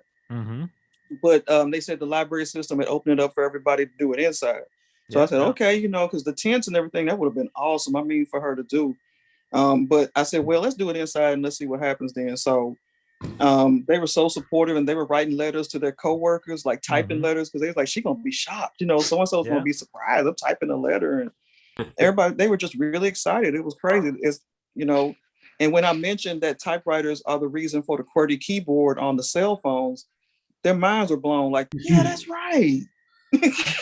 That's right. Yeah, the libraries have a great deal of resources that they are willing to pitch in and help with events like that, and that helps a lot too. Yeah, they usually bring cookies. Mhm. They didn't bring any food to mine, but that's okay. I didn't need all that. But Yeah, there- actually one of the library ladies at the place we were holding ours, she brought a button machine. Oh, that's right. Mhm. Yeah. And so you know, You you can could type stuff and have yeah, you can type stuff and have it made into a little pin-on button. Oh, cool. Oh, that's and cool. they did Yeah, that for I love every one that. of the type-ins that we held there. So Uh-huh. Wow. That's cool. Yeah. yeah. I can imagine if you have a button machine, you would be looking for ways to make use of it and share it. Oh yeah. Hey, I'll bring it there All because the time. otherwise you just Yeah, at like, the library that I work at, well, our little library system, we have 3 libraries. We have a button making machine, but they never ever use it. So that might be a good use Oh. for There you go. yeah, bada boom. it. Well, But yeah, that was great. I mean, let me think of anything else other than that. I mean, it was just little stuff that happened along the way. Just a little boy had knocked over one of my case tops. It fell on the floor. But yeah, it was a bit much doing that by myself. Mhm. So yeah, I mean, I liked it. I enjoyed it. I no regrets. I'd do it again. I will do it again, apparently. But it would have been nice to have someone else there, because one lady came later with her daughter and she knew everything about typewriters, everything. I mean, she was instructing her daughter. I said, "Where were you early? I could have used you." And she started laughing. I was like, "Where were you about 2 hours ago?" Oh. And they even extended it an hour, Oh, because wow. the camera crew, there was a Memphis camera club. They were supposed to be meeting in that room at 1. But they like taking pictures of the typewriters. So they were Oh, over of there and course. they said, Yeah. "We're going to take pictures of the typewriters and do all this." And then they moved to another room, which allowed me to stick around for Wow. another hour. Yeah. That's perfect Yeah. synergy.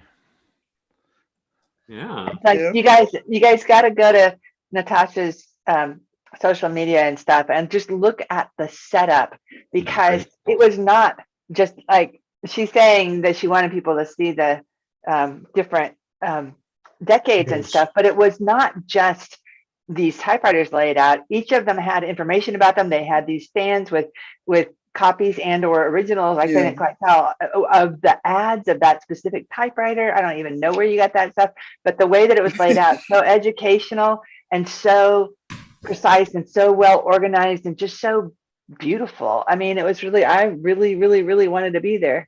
Well, thank you. Yeah. I even had the stars printed. I printed those, honestly. I had the stars that actually used the typewriters or owned them next to them. So I wanted a big presentation to show where these came from, so the kids would learn some history. Wow. And the adults too. The adults needed to know, Yeah. Oh, and one lady wanted to hire me to teach. I was like, okay. And she wants to know how much and all this, and I don't know. So I'll have to think of something and get with her. But yeah, I really I appreciate that you mentioned that. Thank you. Yeah, I put in the ads, and I also brought vintage papers and stuff like that for them to use. Yeah. Right. There was that whole table. I couldn't see what was on it, but in the middle that had a bunch of stuff Papers on it that you were for them to sharing use with it. people. Because what I do is I tell them to go to the table and pick your paper, and you go choose your typewriter. Yeah. And then if you need help, let me know. I'd walk around and say, "Hey, you need some help? You need some help? Blah, blah, blah." But that would have been nice to have at least one more to show them. Yeah. But that I liked it. I did. It was great. I'll do it again. Nice. I guess my thinking was that if it is, just you doing it, 15 to 20 typewriters would be adequate. Yeah, so I won't, but I'll have to figure out decade wise how I would do that, because I want to be educational too, I guess. So Yeah. And I've always been the type. I mean, this is only my second event ever in life that I've thrown. The first event I threw was a baby shower. And that ended up being, because I always do extra. I'm extra, you know what I'm saying? And that's what I'm guilty of. But even in the collections, I'm extra. Collecting sewing machines, I'm extra. I'm collecting stationery, I'm extra. I had so much stationery, I didn't have to worry about, buying any. You know what I'm saying? Before the event, I didn't have to worry about none of that. Yeah. So I'm just extra. Well, and so to go along with the extra, you might consider learning the skill of delegating. Yeah, I see that. Extra. I know, extra. But And you then know, my friend it's was always like, "You helpful to collect have cameras lackeys. too?" I said, "Yeah, I collect cameras." So I went extra. I got antique cameras everywhere, and but at least learn how to use them. Yeah. But you know, that's just me. That's my personality. I'm a serial collector. I just serial throw out everything. But I do appreciate that they saw, you know, every time period. So that was really important. Nice. Well, So did people actually type on the Oliver? Yes, they did.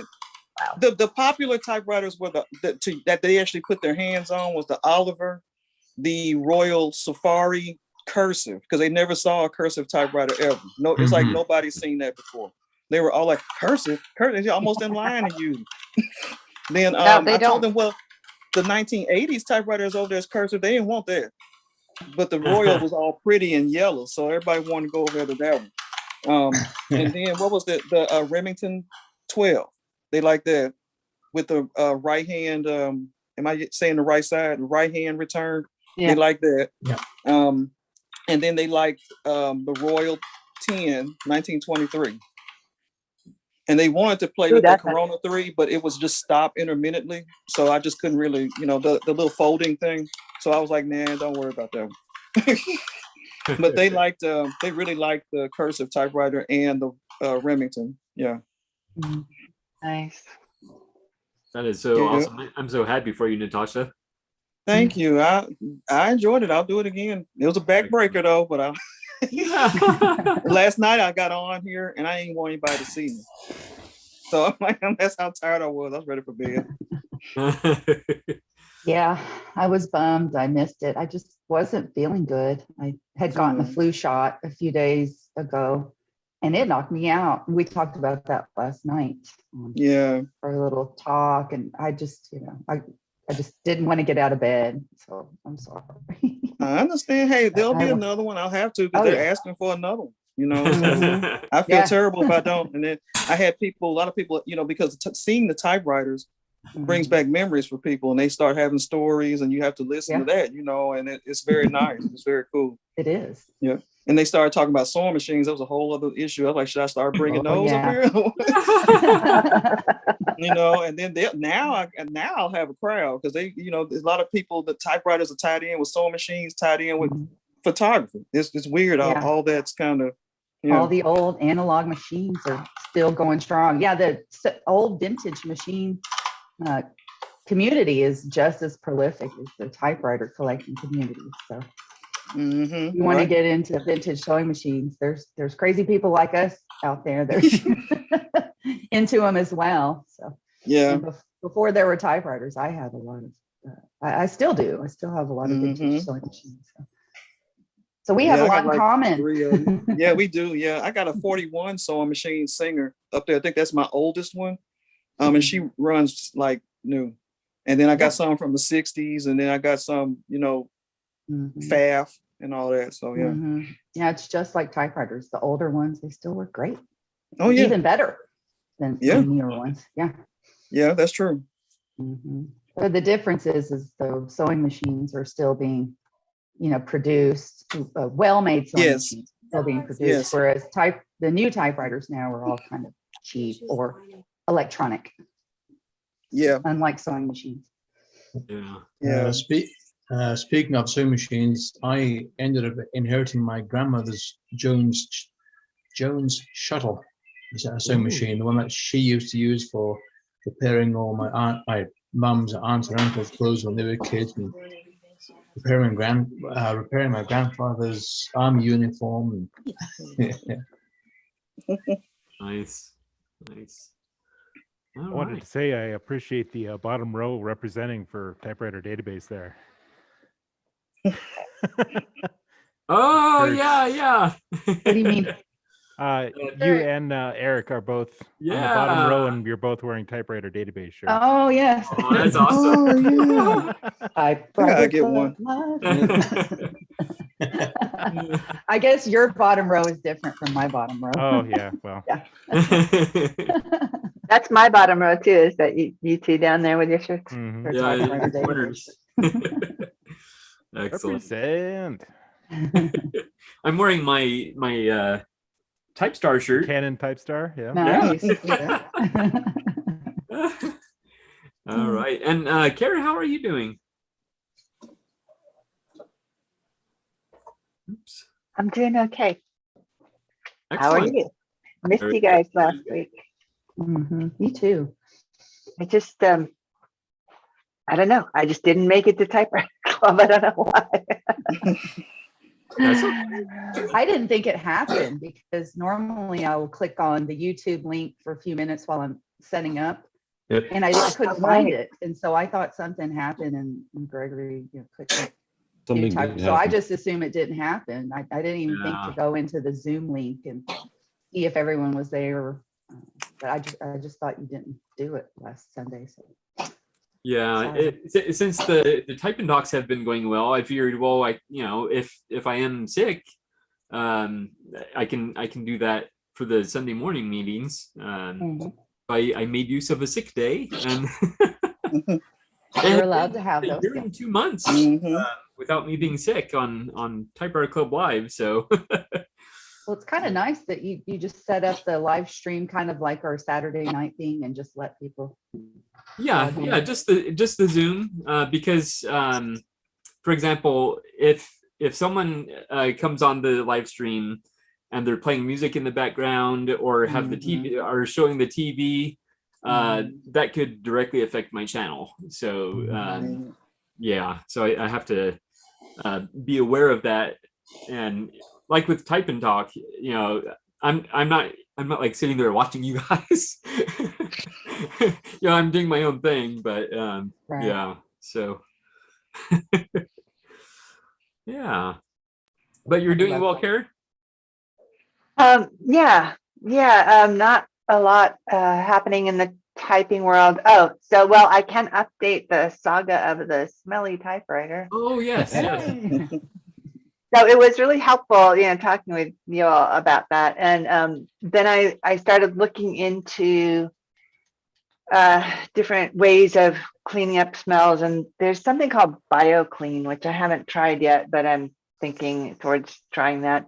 And I took, I think Sean was really right, like unwrap it now, because the longer it stayed in there, the worse it was going to be. So that was good. Unfortunately, the dryer sheets were packed into the type basket. So like the ribbon and the platen and everything absorbed smells. But I took heart right from this group, and I suited up and I put on old clothes and gloves and a mask, and I took it outside and I opened it outside. It happened to be a sunny day, and I left it out there for a while, and I just threw all the wrapping away, which was horrible, because I like to reuse the bubble wrap and stuff, but I couldn't be near it. And so I opened it and put it in the sun. And what else did I do? Well, that helped a little bit. And I keep like turning the platen knob, and eventually it got better enough. Oh, and then I put some like newsprint in the type basket and stuff to kind of absorb. And that seems to be helping if I just change that out of every so often. But there's still a strong scent to it. So it's fading, but I'm still not completely sure if I'm going to be able to bring it in the house or not. But it's in the garage, and I keep taking it outside when it's sunny and just hoping for the best. So I'm working on that. But thank you all for that. And William put me in touch with the guy George and Eugene, and he was so nice. Thank you, William. He was so nice, and he called and we chatted for quite a while. And at that point, I was feeling like it was okay. It was going to air out, but I think it's getting as aired out as it would even in his house. So I don't feel like I need to give it to him. It was just nice to have a feeling of camaraderie and somebody, not far away who I could hand it off to if I needed to. And so I would, I do still hope that I can use it someday and show it to you all someday, but that's not quite this week. But I did do more research about like ways of getting rid of the smell and stuff, because guess what? I'm not the only chemically sensitive person on the planet. Well, our intention was never to kill you or maim you. So we always have your best interest in mind, even though we knew that was going to be a rough one for you. Glad you did. Thank you. Yeah. It's just nice feeling like, people have your back and stuff. Just what a Yeah, great. if we had been down there, we would have been all over your house, like all 20 of us, getting this typewriter sorted out while you were locked inside. Unfortunately, we're not all there. That reminds me of when we lived in rural New Mexico, and there was this very scary guy that lived across the street across the dirt road from us, but not very far away. And he would do things like shoot off his gun inside his house and stuff. And he had these scary Rottweilers, and he was known for stealing gas from the neighbors and stuff. And he was just like an all around, A real winner. yeah. He was not a great person. And when my wife and I, our garden was in the front yard, and we would be out there, and he would be leaning out the window yelling, "Die, faggot," blah, blah, and it was scary knowing that somebody was hating us and had a gun and stuff. And we started going to the Unitarian church around that time. And they had this thing of you stand up and you light a candle, and if there's something you need from the community, you ask for it. And so I just kind of found myself sharing this whole thing. And this, everybody in the church, all stood up, and they were like, "We'll come to your house. We'll hold a vigil. We'll, change the energy of your neighborhood and stuff." And I was like, that's so awesome. And, thank you. That probably wouldn't help much, but it was just this feeling of a community that has your back. And of course, Unitarians love a good cause. And it was just, so I don't doubt that you all would come here and save me from the smelly typewriter if I needed it. People tend to. I didn't think that stuff happened outside of the South, but I guess it does. Oh, it happens almost everywhere. It happens everywhere. Except, I don't know, maybe this little neighborhood that I'm in right now. This neighborhood feels safe to me, but yeah. Yep. Yeah, some happened to us in Pennsylvania. Some, when we went there for some of my dresses were being put in a museum, and it happened to us in a restaurant. And so I was shocked at that, because I was like, really, racism over here in the East, and I'm like, it was Hershey, Pennsylvania. Yeah. I'm like, I thought this was the South. It was worse than what I know in Arkansas. That's where I'm from. So yeah. Yeah, that whole it can be. Thing. That the guy that the happy ending to the story was that the guy across the street apparently was a minor. Didn't know that. On his 18th birthday, the sheriff was parked outside his house. Oh wow! Just waiting for him to turn 18 so he could pick him up. I was like, okay, not just us. So then he disappeared, and things got better. That's anyway, good for y'all, yeah. Karma, trust karma, but in the meantime, yeah. Crazy. So that's all I know. I just broke out my my silent super mic. What is it? Why can't they be a little bit lighter? But those are so pretty to me. Those are some of the they're best. so pretty, and it's such that that gray and green kind of sapphire gray colors that I like. Sapphire gray. I don't think I've seen that color Thank you. before. I thought that was the color, and then I love that color scheme, and I know the pink ones and the blue ones are all, but as much as I have this notion in my head that I would really like a pretty blue one or something, I always end up with the grays and the blacks and the browns, and I just find them more comforting. I had a turquoise blue QDL for a short while, and I didn't like how it typed. It seemed really clunky to me, but also I found the color kind of distracting or something. It wasn't typewriter colored somehow. So I guess I leave the other ones to. I do have a blue Safari, and I do have a blue 5TE, because I think an electric one it's okay if it's blue, but blue. Mostly they. Electric blue, yeah. Yeah, exactly. Electric red and blue. So that's all my typewriter things I have to say at the moment. Nice to see you all. Nice to see you too. Actually, it's typewriter related that came this week. Awesome. I want to show. This is a book. This book. Let's see here. With typewriting on it. Yes, it is indeed. It is. Oh. Thing Up You Giants. They might- Well, Okay. it's an album and a book that go together, and the book is entirely typeset on a IBM Selectric 3. Wow. Like here's one here, and let's see. Can you read that? That's so. Is it backwards? Am I, or is that the way it's supposed to be? Yeah, they're all done in various ways. It's right justified. Oh, okay. Wow. I see. It's different. I neat. like that. Oh, wow. Art. Mhm. Yeah. Goat. All the different. I love that one. I You know me. like it, yeah. There's one of a dog that's really cute. Oh, this one's kind of cool. Oh yeah. Oh, wow. Oh, wow. Okay, Yeah. cool. wow. Yeah, it even says there's a note in here about the type. Let's see. It says right here someplace. Oh, here we go. There we go. Oh well. Oh, they still, this book you're holding was manually typed in an IBM Selectric 3 typewriter. Yeah, and it shows all the Cool. tools we used at the bottom. Oh. It's hard to do. Yeah. I can't really see. Cool. I'm just gonna have to trust you. I can't read it. Yeah, that's how I'm using this amazing technology. I'm holding up a picture of a book. Yeah, I like the page where the library card would be is this CD case.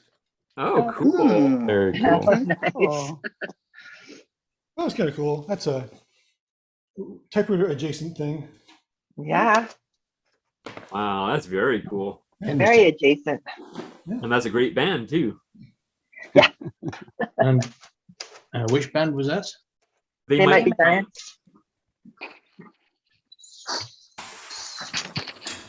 They might not. Was that the Easter egg I missed? I totally, okay. No. No, I think I have the Easter egg figured out. Okay. So there's something about the album cover Uh-huh.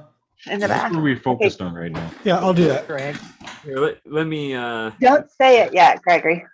okay. what's the Easter egg? The dog.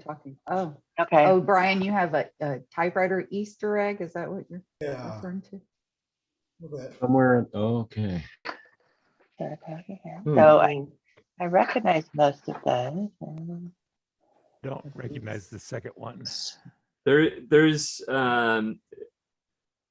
kind of a hint in the chat.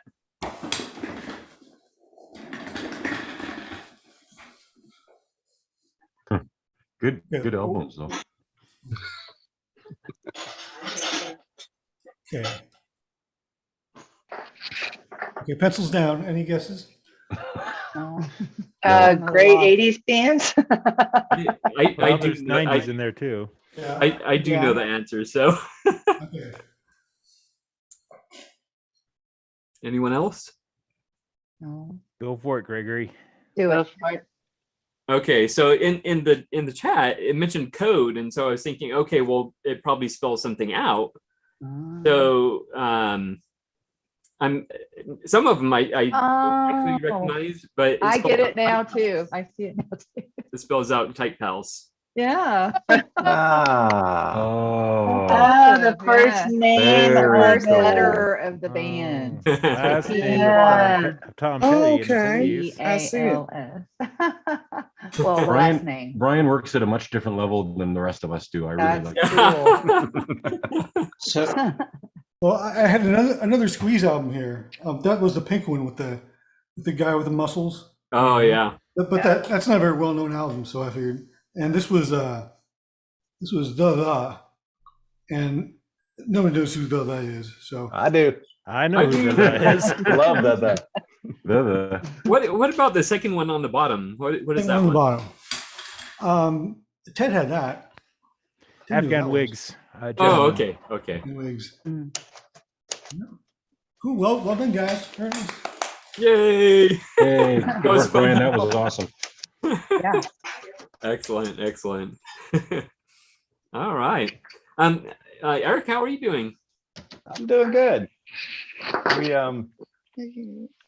got a little bit of typewriter stuff to talk about. We had an event weekend before this one. Yeah. And everything you guys said is true about building the community, because we've got like a couple of local guys that would put on a pretty large event once a year. And then I started going and I got all these typewriters. So then we started having mid-year events. So it was kind of the three of us.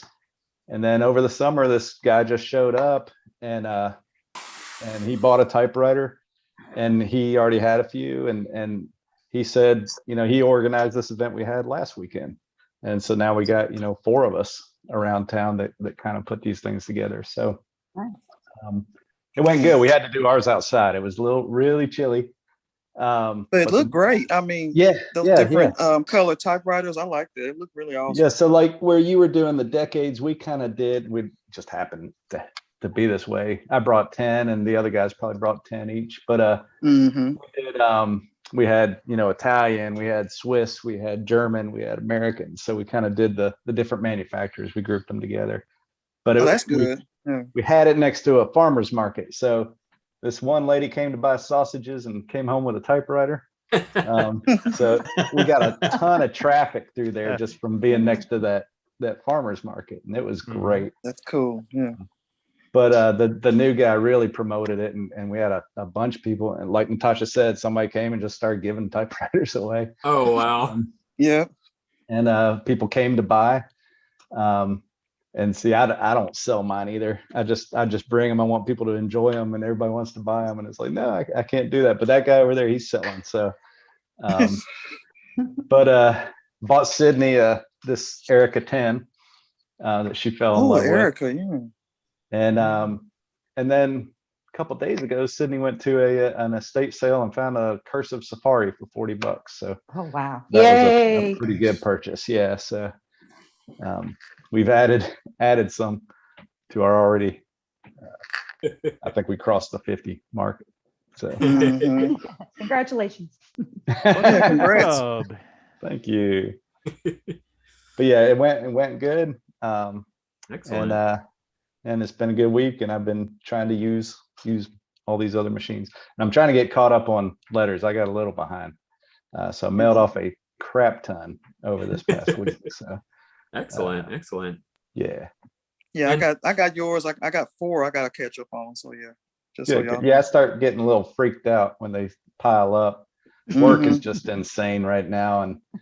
And this space used to be so fun to come into and type. And now I work in here all day long, and it's like, man, I just don't. That's why I went back to work, Eric, because my typewriting space was absolutely ruined by COVID. So I went exactly. Yeah. So I'm going back Mondays and Tuesdays. So maybe when I get home on Mondays and Tuesday nights, I'll look forward to coming in here and typing. Yeah, good.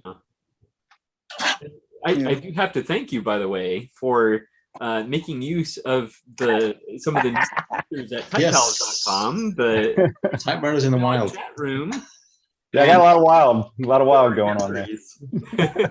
We have a chat room. There's a chat room now, or is it a text chat room? A text chat room. Okay. Yeah. In addition to type and talk. So yeah, we bring a typewriter to the beach every year.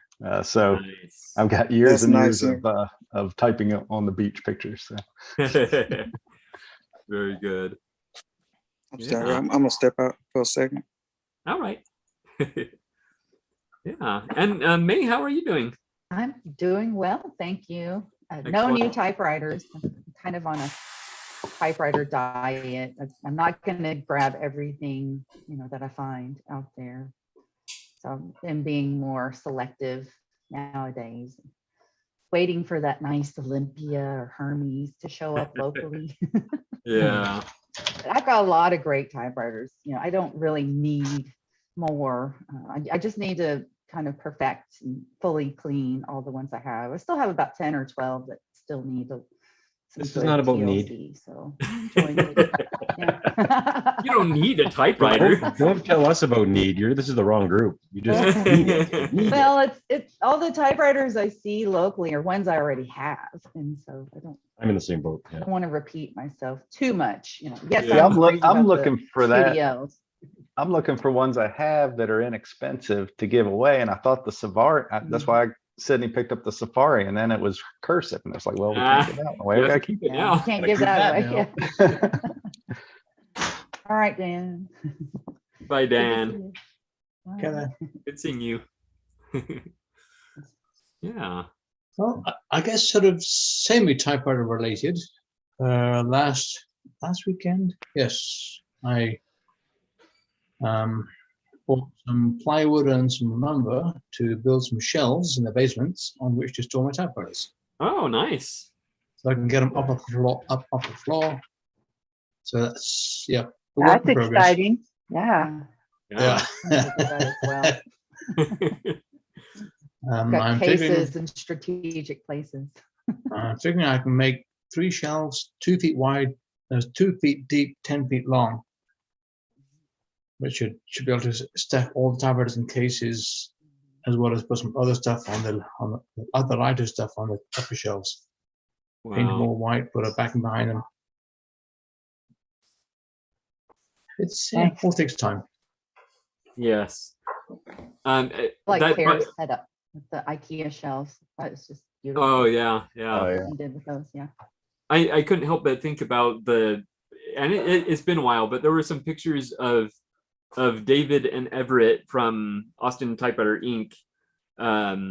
When they were going through David's collection, and there were some pictures inside David's storage, and just shelves and shelves and shelves of typewriters, and they were going through and inventorying them all. So that came to mind when you were talking about your shelves. So Yeah. yeah. And part of the idea of the shelves is so I can actually do an inventory and figure out which ones still need to be serviced, which ones have been serviced, and yeah, then which ones I can put on my Etsy shop. And yeah, very good, very I good. see Brenda over there. Are you sewing? Are you making a typewriter cover, Brenda? No, I've made typewriter covers. Here's I the know. typewriter. There's I my love cover that that one I've for made. the Oh, window. nice. That one's so cute. No, I told you guys last week, I'm making these like toiletry bags to donate to this. I don't really know the name of it, but I'm making these to donate. They're just little bags with the drawstring, they put the whatever stuff they give to the women. So I found this really good, I found this material at the same place I got my John Denver CD the other day.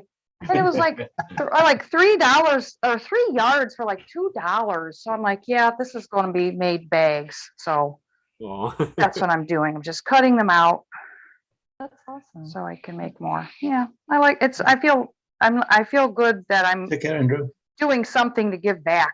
Yeah. To where people need it. So that's what I'm doing. Yeah. Very nice, very nice. I should probably check in on the chat, the YouTube chat. Let's see, where is it? Here and here. Not too much going on, but we do have Mark 80 Bojang Running Wild. I love that name. Whoop whoop 2 times.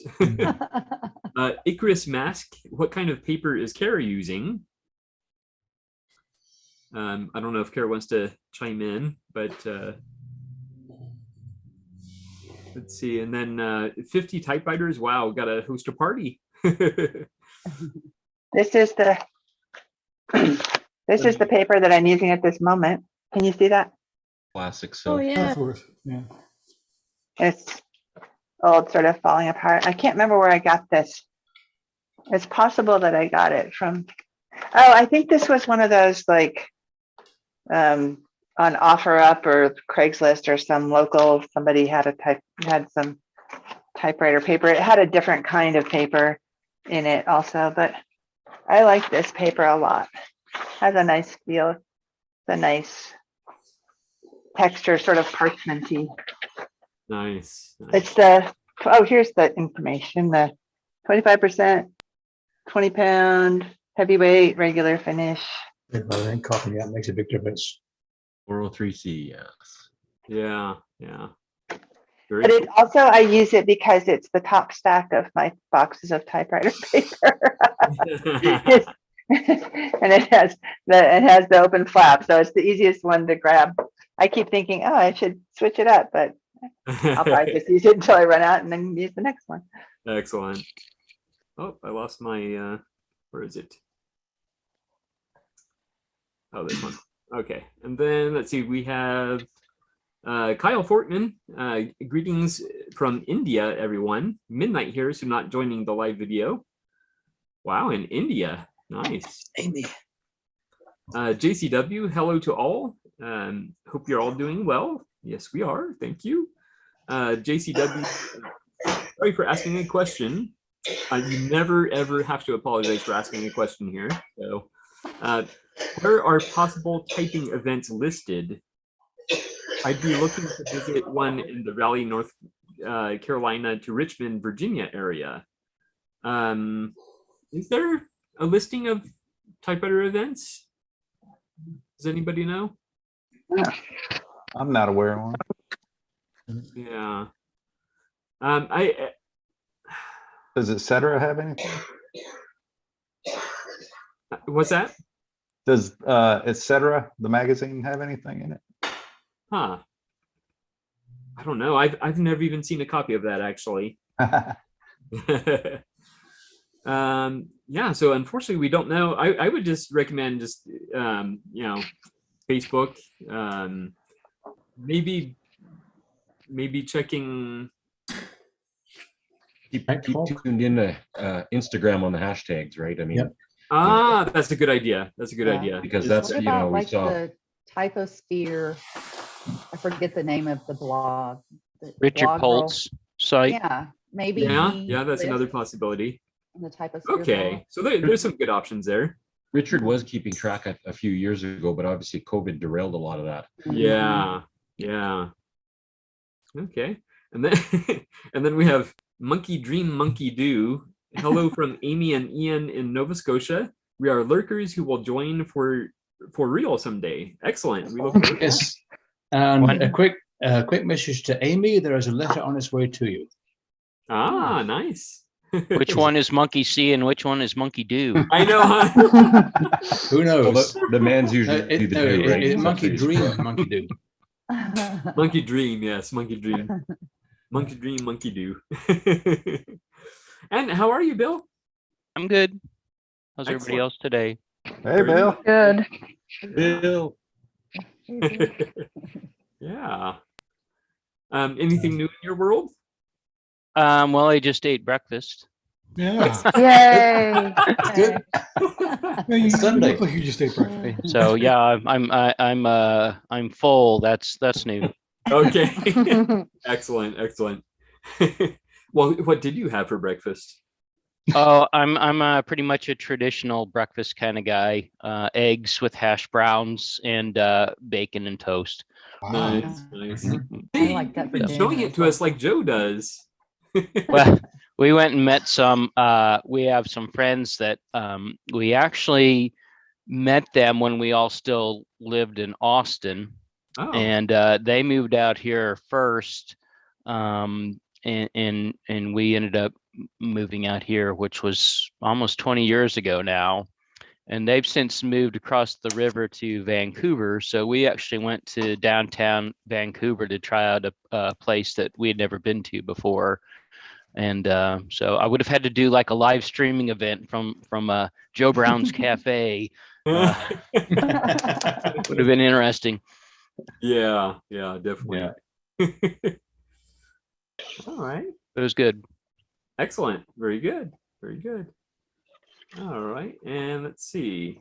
I haven't mentioned the typing prompt, which was an event or opportunity in your life that you're thankful for. So I don't know if anybody did the typing prompt, but I started one, but it just got way too deep and personal.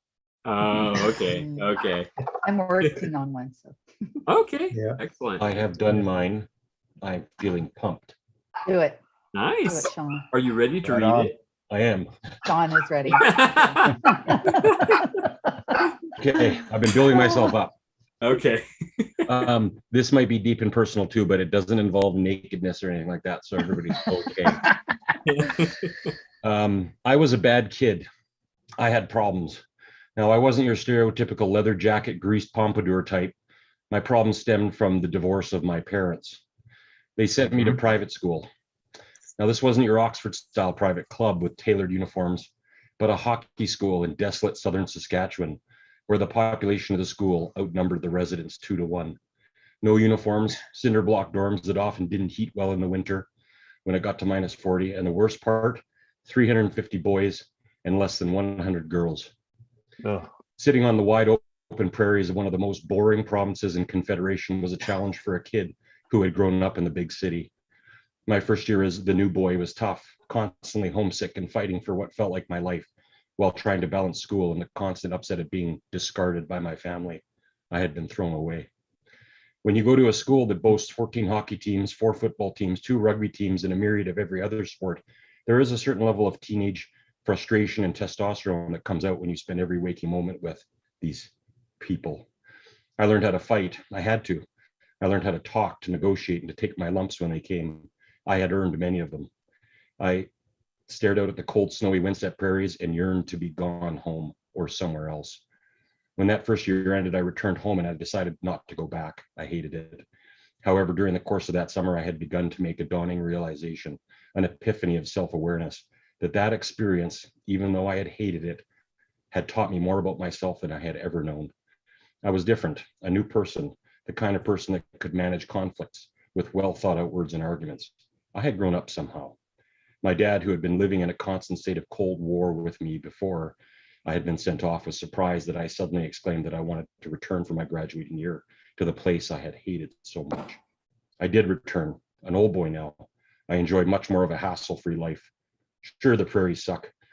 Saskatchewan sucked. Unforgiving, but with a good, warm bunny hug. I'll explain what that is for those of you who don't know what a bunny hug is. And a sharper mind, I worked through it that last year and graduated. Even though I sometimes still have a dream that I am trapped, looking out the window at those windswept snowdrifts where there's no way to leave, I realized, though, that it really helped me put me on track. It instilled in me an ability to think and be independent, to be my own person instead of just another unthinking part of the mob. Our school motto is Luctor et emergo, struggle and emerge. That sums up my experience that I'm most thankful for. Wow. That was beautiful. That was awesome. Yeah. Yeah. Or I always feel like my hair Hardship stands and up a bit. challenges can make us better. Wow.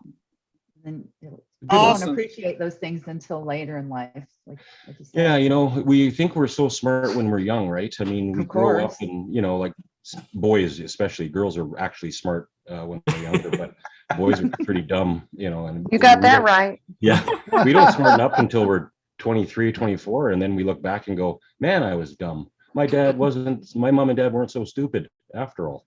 But yeah, it took years to come to that realization, you know. So anyway, thanks for letting me share that. Nice. That was great. Yeah. My typing prompt was about the opportunity I was given to move to Canada and what had happened before and what happened after. But I don't really want to go there right now. Yeah. Yeah. Yeah. And you know, that's kind of the point of these typing prompts is not to share them on the live stream. It's always nice when people do that, is to get us typing and Yes. give us things to type about. So Mhm. and if it becomes, you know, very personal, then obviously, you know, don't share Yeah. unless you feel comfortable, you know. But yeah, but I do appreciate you actually doing the typing prompt though. So yeah. Yeah. Anyone else? Can we snap for him doing the typing prompt but not sharing Yes. Yes. Good job, William. Thanks, William. Yeah, because again, you know, it's not about sharing it. It's about doing it. Sometimes just writing it and not About the sharing it is inspiration. important, right? Yeah. Yes. Yes. Yeah. We need So- topics to write about, and they're always great topics. And I do want to mention one of the new features is the galleries that we have, and there's specifically a gallery for typing prompts. So if you don't get a chance to share it on here, or you're nervous and don't want to read it but don't mind sharing it, like a picture of it, you can do it that way as well. But again, obviously if it's really personal to you, Right. you probably wouldn't feel comfortable doing it that way either. But that's another option for us, though, to add to the galleries. I'm not sure why it took me so long to figure out how to put the galleries in there, because the galleries are part of a feature of the software. But my initial attempt at doing a gallery, just, I guess it's not intuitive how they have it designed. But I finally figured it out, and I was like, oh, okay, this is pretty cool. So. And I was so excited when I saw the pictures that Eric posted. So I was like, yeah, it is cool, because one of the galleries is typing in the wild, and so he shared his pictures typing on the beach. So that was awesome. Yeah. For me to type on the beach, I'd have to drive like 600 miles one way or 3,200 miles the other way. And it still wouldn't be warm enough to actually be on the beach. Yeah, this is true. Yeah. If I'm going to go posting photos of my typewriters anywhere, it's going to be on the typewriter database. So I need to get my priorities in order. That is true. I did do some the week before last, but I need to try to do a few more this week if I can. So that's my goal. Yes, and that's a very worthy goal, and I do highly recommend that. And that's something I need to get back on. I posted one typewriter, and then I kind of fell off the task again. But yeah. Just how many do you have total? I was just shy of 50. I was at 49, and then I got rid of. Oh, you posted a lot then. Oh no, that's in my collection. Oh, okay. Yeah, I haven't put. You didn't post them. I only. Yeah. Oh, you posted just one total of what you. I got you. Yeah. Yeah, just one. So. Okay. Yeah. Well, one's better than none. That's true. That's true. It's not one that's demonstrative of my collection, though. So, but if I do something that's demonstrative of my collection, it'd probably be a thermal typewriter, because I have a lot. So yeah. But anyway. Yeah. That's cool too. Yeah, definitely. Oh, how are you, Michael? Oh, I'm fine. Doing good.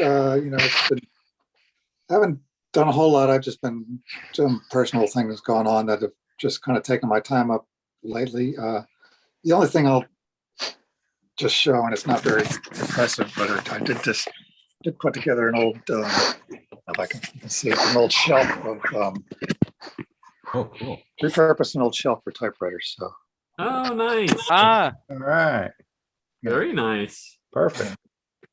Yeah. Nothing fancy, and I mean, it used to hold a fish tank. It was made for stereo, and then never got used. And then held a fish tank for a while, and so I dug it out and put typewriters on it. So at least I have a couple out. Now I got to make some plastic covers, clear covers, so they don't get all dusty. Yeah.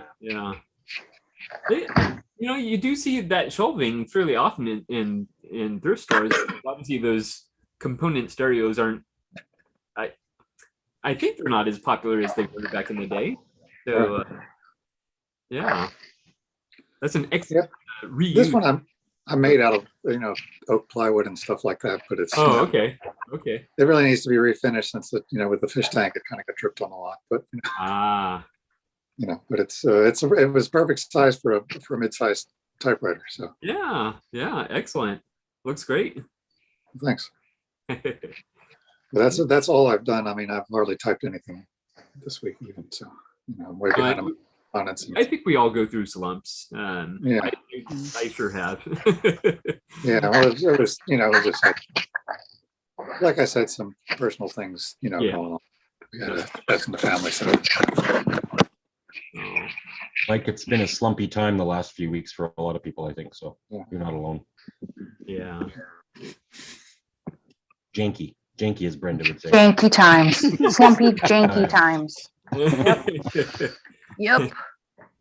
And Diane, how are you? Oh, she's just about to take a sip. It's the Type Pal's curse. What's a type pal first? No, Type Pal's curse. Like, whenever I go to greet someone,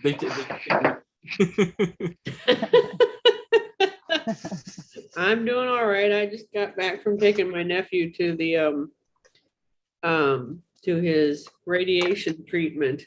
Oh, yeah. Okay. So you're gonna unwind with us? Oh yeah, I'm gonna unwind with you guys, and this I have some help here too. Yeah. That's one of the best things about pets is, you know, Feel better. oh my goodness, is there a fight going on? There you go. Look in the camera. Yeah, there you go. And earlier I saw Intro had a little white kitten. I don't know if anybody else noticed that. I was gonna make him big, but I didn't want to interrupt the person that was speaking. So yeah.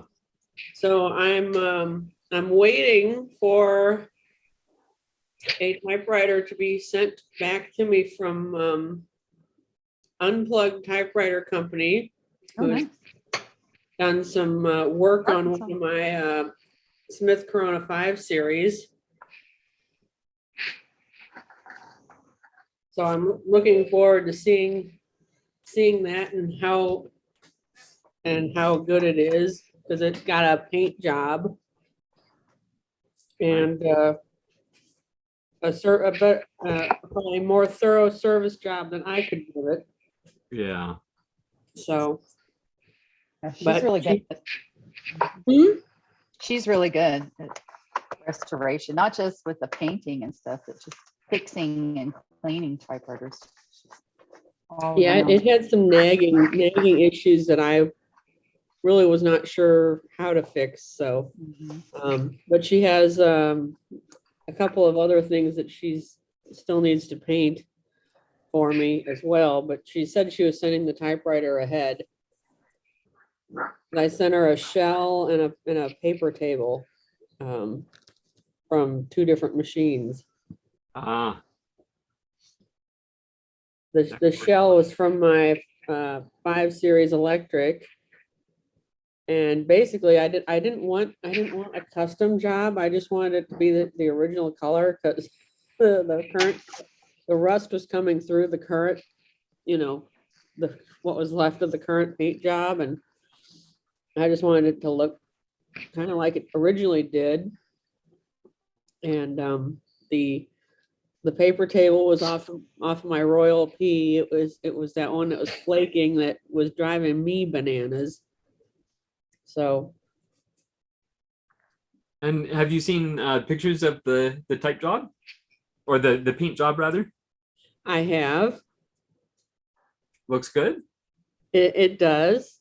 Excellent. I'm not going to tell you what color it is. You have to wait.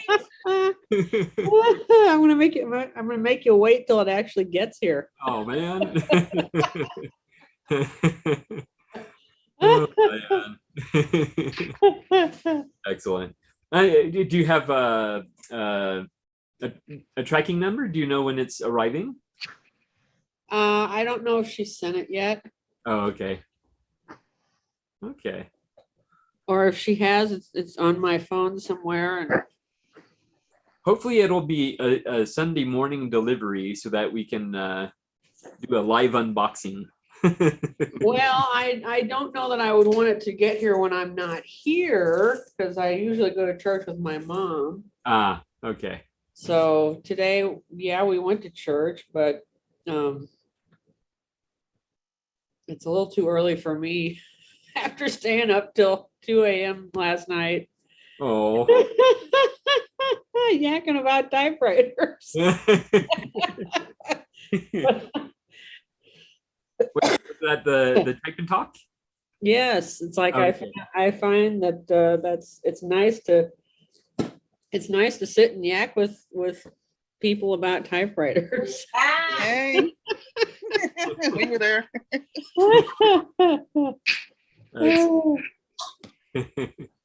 And I think one nice thing about it is it's a smaller group, and so it's probably more more conducive to a normal conversation. So What do I do with the?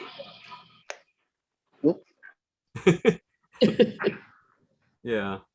Oh yeah, William, you're muted. There we go. And also knowing that is not that Type and Talk is not going to be broadcast on YouTube. We can talk about more intimate things. That's true. That's true. Yeah. Yeah. And So I can wear my pajamas. Yes. Okay. I'm all in for the pajama party. It's 11 o'clock start time here, so it's Exactly. it's a little late. I know. Okay. Yeah, I'm about ready to go to bed. Oh. But that, I thought about doing it. I'm like, well, that's still 10 o'clock. And then if I'm up here talking, my dogs would probably start crying, and then my husband would be awake. And Yeah. Well, the funny thing is, I chose that time because I was hoping we would reach more international people, but so far that has not been the case. So Yeah. I may have to think about the time. If anybody has ideas about what time would be good for you, you can always email me at gregory@poortypist.com and let me know. And maybe we can change the time, because it's not achieving the intended purpose for that time slot. So yeah, of course I need to really promote it more too. So yeah. So last week I didn't get a chance to meet Dan Rubin. So how are you, Dan? I'm well, and nice to meet you as well. Yeah. Very It's nice cool. to be back in here. I had to dash after an hour or so last week because it was my birthday last week, and this was my first time joining in. But then I had lunch with family and other things to disappear to, and not that I wasn't looking forward to that, but it was such a welcoming hour chatting with everyone here that I really didn't want to go. So I was looking forward to kind of joining today, and I was bummed I had to join late, but I'm so glad that there are still loads of people here. So yeah, hope everyone's having a good day so far, wherever you are. Definitely. Yeah. Is there anything new in your world? Well, I mean, literally and figuratively. I'm currently in Florida, which I'd mentioned last week. I'm visiting family, and I'm heading back over to the UK where I'm based. So I'll be able to give you direct feedback about time zones and such in a couple of weeks. But yeah, I'll be heading back over there on the 1st and be in and around Europe for the winter. So that's like new in that I didn't quite know when I'd be going back when I came over here. I booked myself a round trip ticket, but I figured I'd have to change it once things are still slowly kind of coming back, like events and things. And so as things get scheduled, I this week I had to change my flight by only a week, so that's good. And otherwise new in the literal sense, I found myself my first SM3 locally a couple of days ago, and I've unexpectedly fallen head over heels for it. Even though I've had other Olympias, plenty of other Olympias, I just had, for whatever reason, I thought I would not love a carriage shift Olympia, because I'm just a basket shift fan.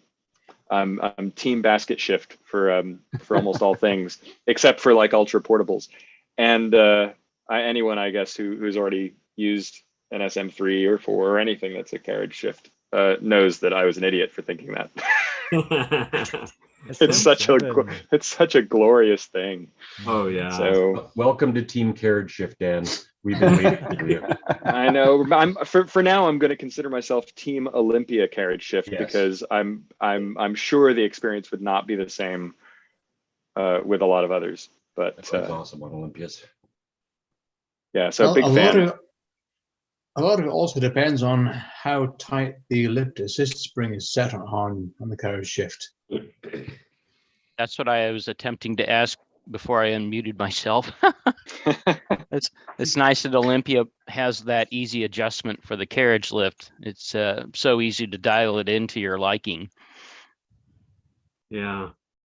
I was not aware of this. I'll do some more reading on that in particular. Although, whatever it's set at right now is perfect.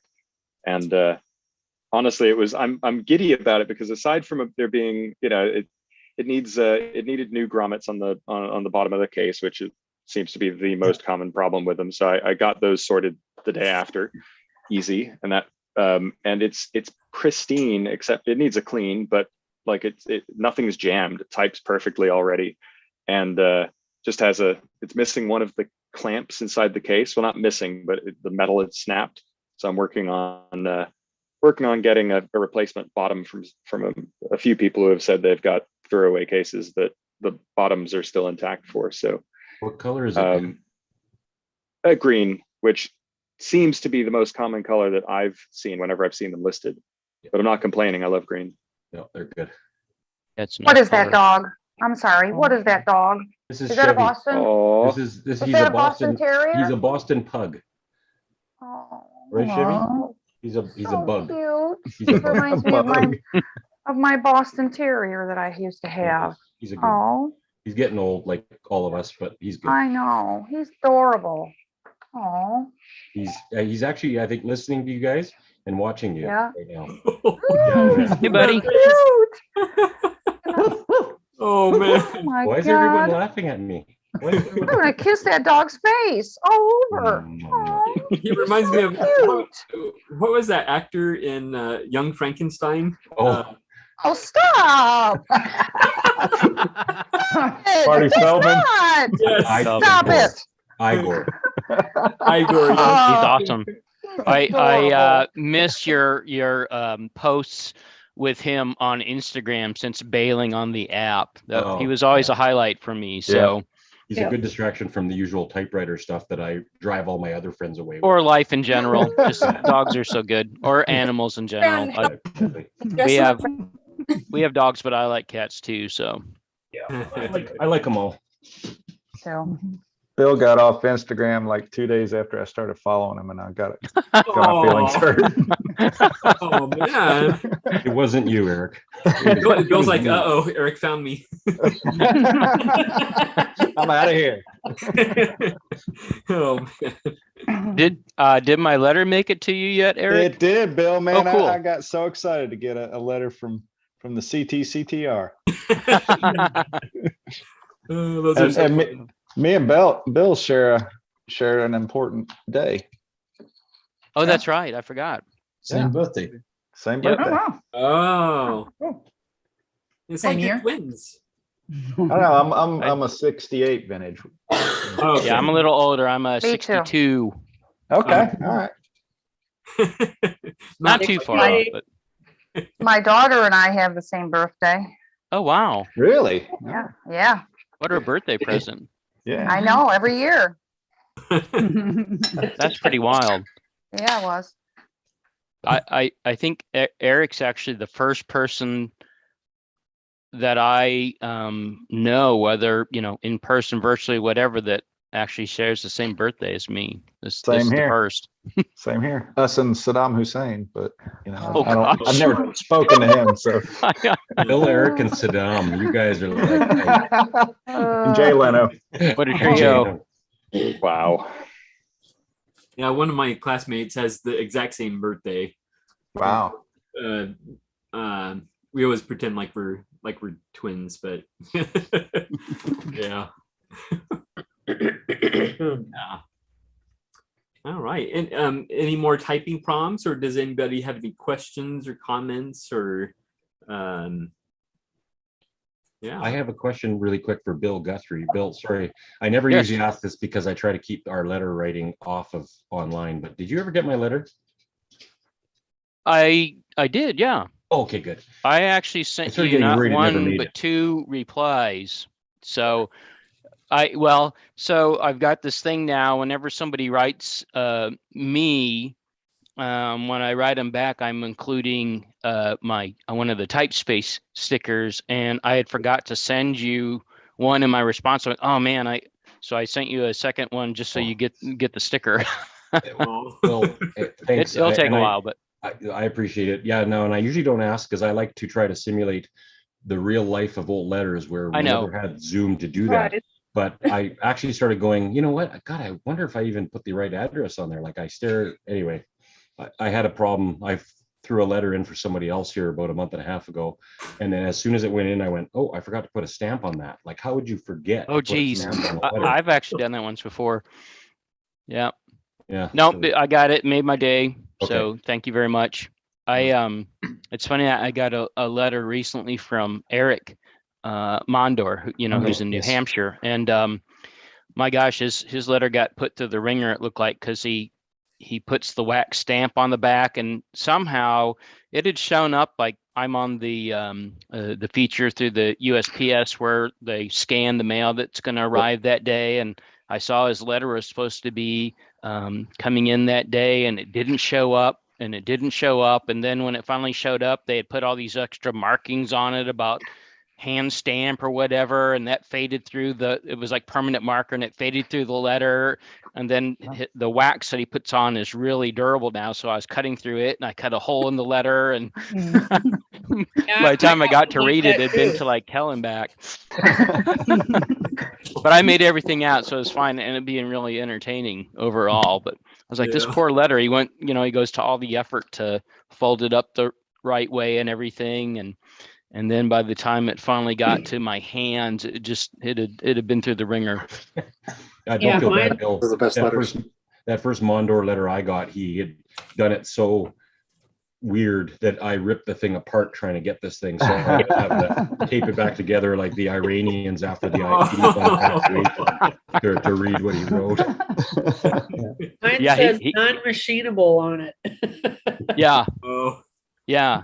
But he folds them so exact, It's almost like he's using laser alignment or something, because it's tucked in there tight, It's really pretty amazing. Yeah. Very meticulous. Yep.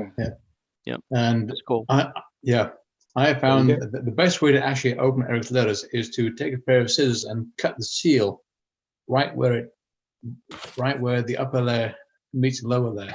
Yeah. He actually put a little diagram on mine. There's like a little diagram of scissors right here with a dotted line around the seal. So I saw that. Okay, I have to do that, That's funny. He's upping his game. Yeah. That is funny. Perfect.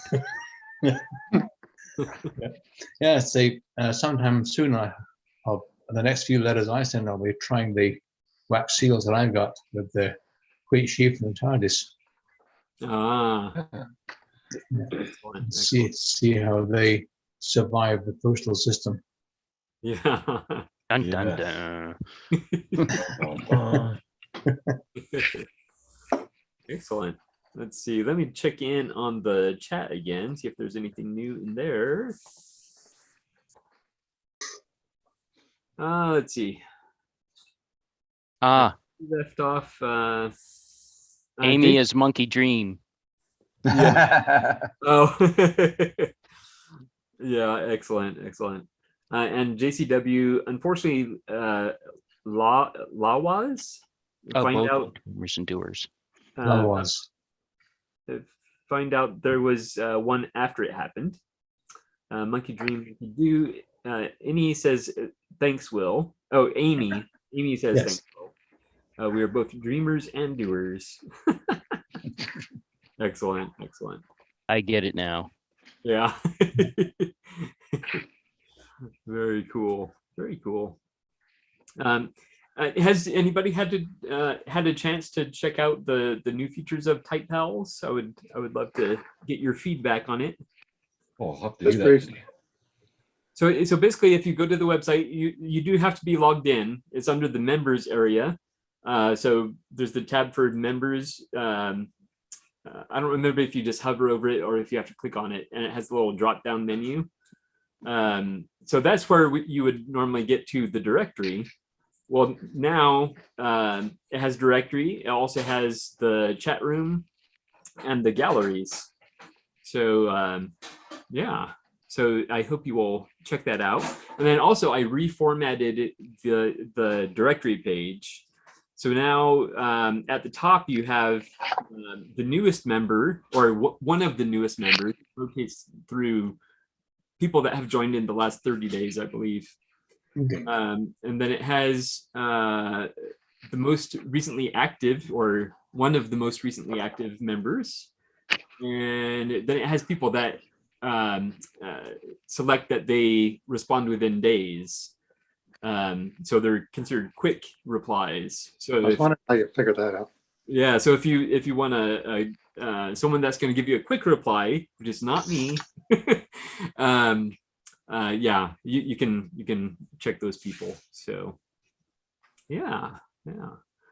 I So noticed that they were there, Gregory. Oh, okay. I didn't like post anything to the gallery or anything, but I did see that you had made the updates. Good. See, I'm hesitant to like email like every little change or feature or anything like that, just because I don't want it to become spammy. So I try and reserve those mass emails for, more important things, basically. But I did post about it in the news, so you can always check the news on the webpage, and things like that are mentioned. So, and I'm still meaning to make these short videos where I go through features of TypePals and demonstrate the features. So I think that'll be helpful as well. I can't speak for myself, Gregory, but I like more email with typewriter related content. I get too much spam that has nothing to do with anything except trying to sell me more crap. So the more emails I get with typewriter stuff, I like that. So I'm okay with it. Same. Okay. That's good to know. Excellent. Not me though. I hate it.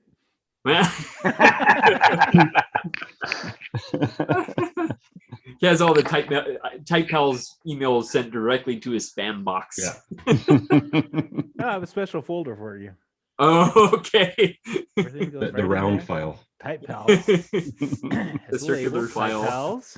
TypePals. Excellent. That's what I know when my postcard exchange is due. Ah, yes. Oh, that reminds me. Talk about that. Yes. So it was the postcard exchange was supposed to close last week, and there were only 7 people signed up for it. So I was like, I need to extend this thing. So today is now the official last day to sign up for it. And already several more people have joined it. So do or die this tomorrow. Yeah, tomorrow the matches will be made. So yeah. It's just I 26 right now. Oh, there you go. Perfect. I see. That's more like it. When it's 7, it's like I feel like I should have promoted it more. Yeah. And that's always the case. But again, I don't want to spam people. So, damn. But it's becoming clear that I need to for the postcard exchange. Yep. So, yeah. All right. Any more typing prompts or questions or comments or show and tell? We haven't done show and tell in a long time. Although I guess we always do show and tell, really. So, but we used to have official show and tell episodes. That was way in the beginning. Like in the old days. Yeah, the olden times. Yeah. Yeah. I know that when I go to the TypePals site, the vast majority of the time I'm just going to check the list, so I've started once again reaching out to new people. More often than not, I try to reach out to somebody that I've met online via Zoom. But like if I happen to see something in a someone's profile, their bio or interest, whatever they enter that we have in common, then I might go ahead and send a letter regardless. So it's nice that you have that information. And I don't know if there's any way that is searchable or not. I haven't even looked to see if that happens on the site. Yeah, when Um, you go to the directory, it has the little search field, which you automatically think you're searching for the name. But you yeah. can search anything in their profile. For example, when I first got my kites recently, one of the first things I did was I went on there. I was curious what members were into kites. You got what? Kites. Oh, I thought you said tights. Me too. I got my leg. Got these tights. Almost glad I didn't know. Like Superman. They said that too. Hilarious. Terrible. I really did. I thought he said that too. Now I have Title's branded tights. Who needs enemies when you got friends like this, Gregory? I know, huh? Feels like I'm wearing nothing at all. Well, Don't Gregory, see that picture. Gregory, did you miss some stuff I showed? I guess it was last week or the week before. God, the weeks are going by too fast. Yeah. I want to share a few things for you since unless you watch the video, I don't know if you watch the video all the time, so. Oh, cool. Yeah. Nice. Very cool. So it's like, it's an ad, basically. Wow. Oh, that's even better. Yes. Oh, yeah. Business card. The phenomenal success of the Smith Premier typewriter is the most Substantial. proof of its superiority. Yeah, sorry, I couldn't read that. I couldn't read I all know. the words. And this is a letter,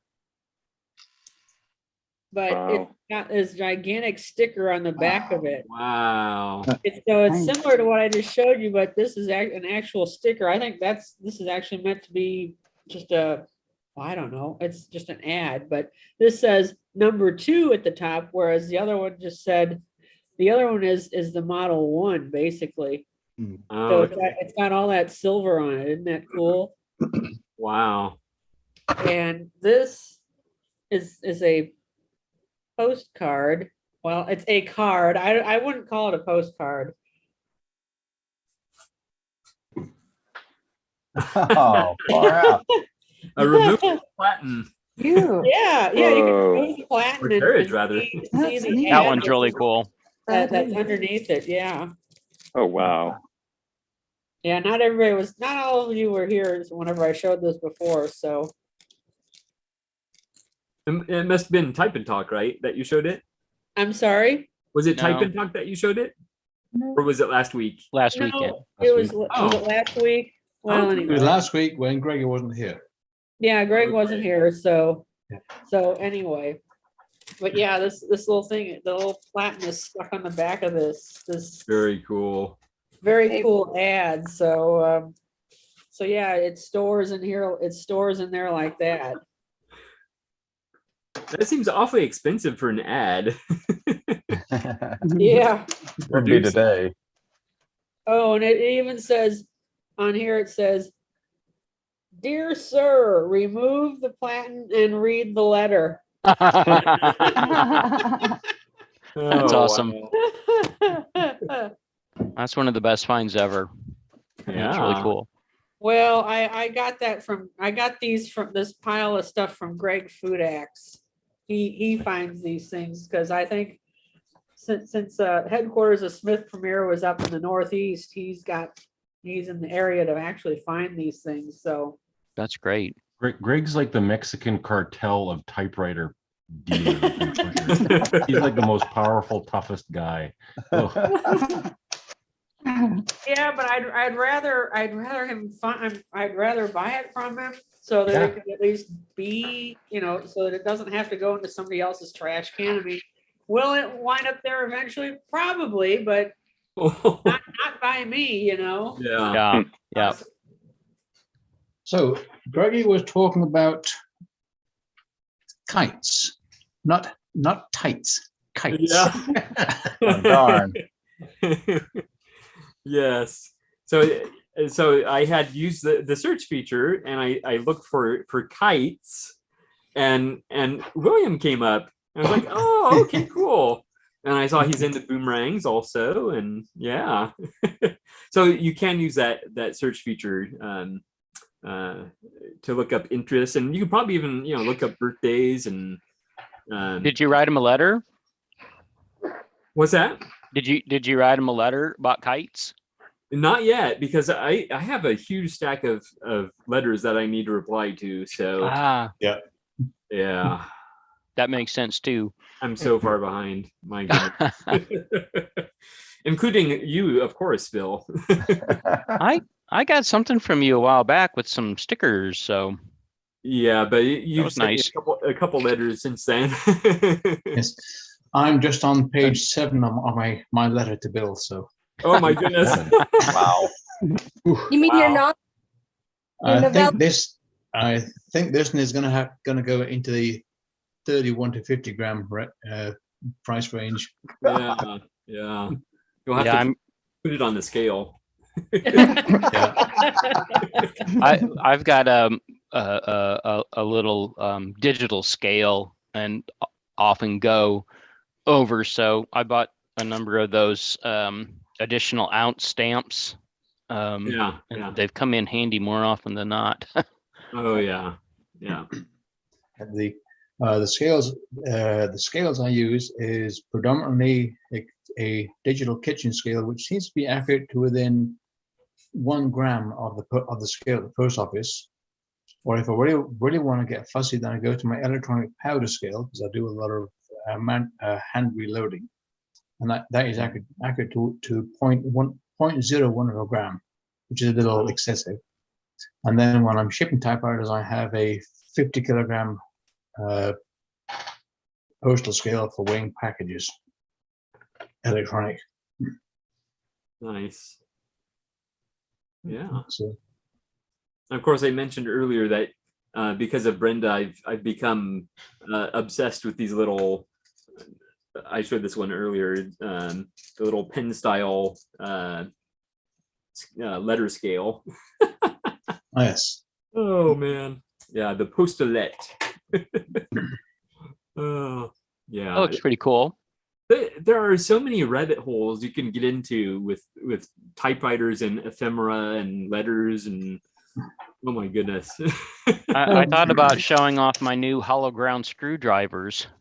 Oh, there's Farrah Fawcett. What? We have Farrah Fawcett joining us. Eric likes Farrah Fawcett. I do like Farrah Fawcett. See how he leaned right in there to the camera? Whoop. Yeah. Don't fair off, Brenda. You got to unmute so we can see you. Say what now? Oh, because I was muted. Oh, yeah. Oh, that is fair. Oh my God, that's She funny. beautiful. Oh my. Yep. Just like the poster. Yep. It's lifelike. Yeah, she needs to clean her face though. I think it's all the makeup I put on her when I was a kid. Oh. I need to get that off of her. Yeah, so here you go. We'll That's just really put her back funny. here. Oh man. So, quick question to all. I hear both the phrase following a rabbit trail and going down a rabbit hole. Which is more correct? Or are they both in? What is it again? I've only heard rabbit hole. I've not heard the first one. Yeah. Only used hole. I think they're the same. It's like They both Alice make in sense, Wonderland, I think is the reference. Yeah, to yeah, there you Alice go. The fell rabbit in the hole. rabbit hole to this whole new world. Yeah. Well, rabbits, when they make their burrows, they're like tunnels. Like one burrow will have a bunch of offshoot tunnels. Yeah. So the idea is that you don't just fall directly down like a hole in the whale. There's all kinds of offshoots. Like when you fall down, you could end up in any offshoot. So it's like, that's why it's down the rabbit hole. Now you've off on this long lost trail.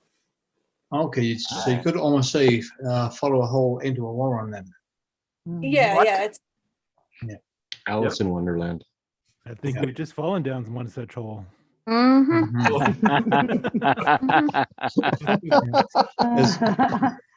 Oh, very good, Ted. Is having grown up in England where we used to do a lot of hunting with foxes and hounds, every now and then the hounds would take up on a rabbit trail into the woods as opposed to following the fox's trail. Oh, okay. So that's kind of where that came from. Yeah. You wonder if they did that because they just didn't really want to be part of the honeymoon. You know what? I'm going to go down this rabbit trail and just throw everybody off here. I'm out of here. This is stupid. This will buy me some time. Oh, that's funny. Has anybody recently had a typewriter spotting like in television or movies? Oh yeah. Yes. Oh, Sure. Last night. I got a I have, thing on yeah, my I have. Instagram. I have too. Excellent. What, I what have, was that, Eric? I got on a the thing on same. my Instagram where I always record them and then I whatever the you can Oh. convert your stories into those things at the top. So I was Yeah. watching oh crap. It's Kim Novak and James Garner. And she's well, it's kind of risque. They ran on all these guys work in an office and they rent an apartment so they can bring this woman in, and they pick Kim Novak, and she's actually a journalist and she's writing a story about the whole thing. Anyway, they find her typewriter and there's a big thing about I found this typewriter, so they all go off about this typewriter. So I cut that clip and put it on my Instagram, but Bill won't see it because he's off Instagram. So I'm not on there either. I lost. I don't do it. I've seen typewriters on the Saint lately. I've watched the Saint. I was like, because I love to see Roger Moore in the same room with a typewriter. So now I've seen that like 3 times now in the later episodes. So I'm going to put up another few images of what I caught a few days ago. And what's so funny is if any of you seen my Instagram of my shots of my TV, it's broken. So it has a line in it. It's not broke like crack, but it's got this line at the top. And so I did joke that if I wasn't buying typewriters, I could have bought another television, but I think I made the better choice. Yes. Simone Moore doesn't need a new TV. And I don't really watch TV a lot anyway, unless it's something on YouTube. So I type more than I watch television. So I think I made the better choice. I waited until my TV that was made in 1982 broke before I replaced it. Oh, that's cool. Yeah. Wow. I don't blame Yeah. you. I don't blame. Oh, do you guys ever watch? Sorry. My viewing habits have gone way up since the pandemic. I'll admit, and I can't imagine any show topping Endeavor when it comes to typewriters. That's what I was just gonna say. I love that show. It's also an awesome show. Yeah. What is this about? Explain it to the rest of us. Yeah, what is that? I'm guessing Kimberly's probably seen it. Yeah, on PBS. It's the prequel to Frost. Well, to Inspector Morse. Morse. That's right. Morse. Yeah. Oh, okay. His first name. His British. name is Endeavor Morse. And in the Morse show, he doesn't like his name, so no one ever calls him that. So it's a prequel. Like back when he was young in his early days, he was Endeavor. Even though they all called him Morse in the show. But the show is set in like late 50s, early 60s, or more 60s time frame in England, and so he's a detective there, and it's like a murder mystery crime solving show, and the police I think they call them Nicks. The police headquarters is just chock full of typewriters. Like everybody's desk's got a typewriter, period correct typewriter, and whoever worked on that show clearly put a lot of thought into the products that they used in recreating the time frame. They did a really good job. Well, and that show Grantchester, have you ever watched that? Yep. Yeah, they've got the typewriter in there. Then that This Is Us, that's on regular TV. They have the typewriters in there. And then what else was there? Something else. Oh, you guys ever watch it, Umbrella Academy? Yeah. Yeah, I've they've heard got of it. typewriters in there. There was another show I thought I just saw recently. I can't think. I thought it was funny. There is a Stephen Merchant show that just came out called Hello Ladies. And the very first episode has Stephen Merchant with his housemate, who's a really hot female. And she came in and talked about how she had kept him up all night typing on her typewriter. And I thought it was funny because it was set in like the modern day. So this Oh, was wow. kind of an That's cool. idiosyncratic thing to come out with right at the beginning of the episode. Huh. And So there's I was a like, local guy, that one of the guys that puts on these events with me, older gentleman, but he was in a typewriter store. He's got a collection of about 200 machines. He was in a typewriter shop that's now closed down, but picking up a machine, and Tom Hanks walked in, and this is in Decatur, Georgia. wow. And so they get talking, and Tom Hanks hooked him up with the production designers, and because Atlanta is just huge for filming now, and he supplies all the typewriters for cool. all the movies that Wow. they film around here. Nice. And Cool. he's doing the Wonder Years right now. Nice. The Wow. remake. He did this one movie called The Glorias about Gloria Steinem, and he even said, you should, because she had an IBM Selectric, a red IBM Selectric. He said you should focus on that track ball or that golf ball because the action's really cool. And they actually incorporated his thoughts about how this typewriter scene ought to work out into the movie. It's pretty amazing. Nice. That's what someone asked me yesterday. They said, have you thought about putting your typewriters in a movie or something like that? Like somebody actually asked me that yesterday. And I said, yeah, I mean, let Tom Hanks walk on in here or There you something. go. I did say that. Or the local, typewriter gurus or whoever's, in secret. Let me know. My But mom yeah, gets so when I see like a show or a movie, and I'm like, "That's an Olympia. That's a Royal." She's like, "I can't tell." Right. Yep. I look the same to her. She can't tell the difference. She's like, "How do you know that?" Well, who has seen The French Dispatch by now? Not yet. No. Don't give it away. I haven't seen it yet. I've been dying to see that movie. Ugh. Me too. It's great, Huge but Wes it's Anderson just fan. it's just so full of lovely typewriters, very prominently placed all over the place, and it's fantastic. It's fantastic without that, but that makes it even better. Wow. Yes, I love Wes Anderson at the best of times, but Wes Anderson and typewriters, oh Man, yeah. There was a show on Netflix called something about Secret Service. It was a French show set in the 1960s. It's a lot about the Algerian time and the time of the Algerian conflict and stuff, and tons of great typewriters and also just amazing 1960s fashion. But my favorite part about it was that it's just such a satire of bureaucracy and this really dry French humor that goes along nicely with the period and the typewriters and stuff. There's things like they walk in after a trip to return whatever it was that they took from the trip, and they have to sign everything back in. And one guy is carrying a package of pajamas that he bought while they were in Algiers, and the guy's like, "You can't bring that in here. It does, it's not part of the bureaucracy. It's, you have to fill out this form if you're going to bring it in here." It's like, "Well, I'll just take it out." And he's like, "You can't take that out. And once it's been in here, you can't take it out of the room without filling out this form." Everything is the catch-22 and the sort of idiocracy of it. But anyway, lots of great typewriters too.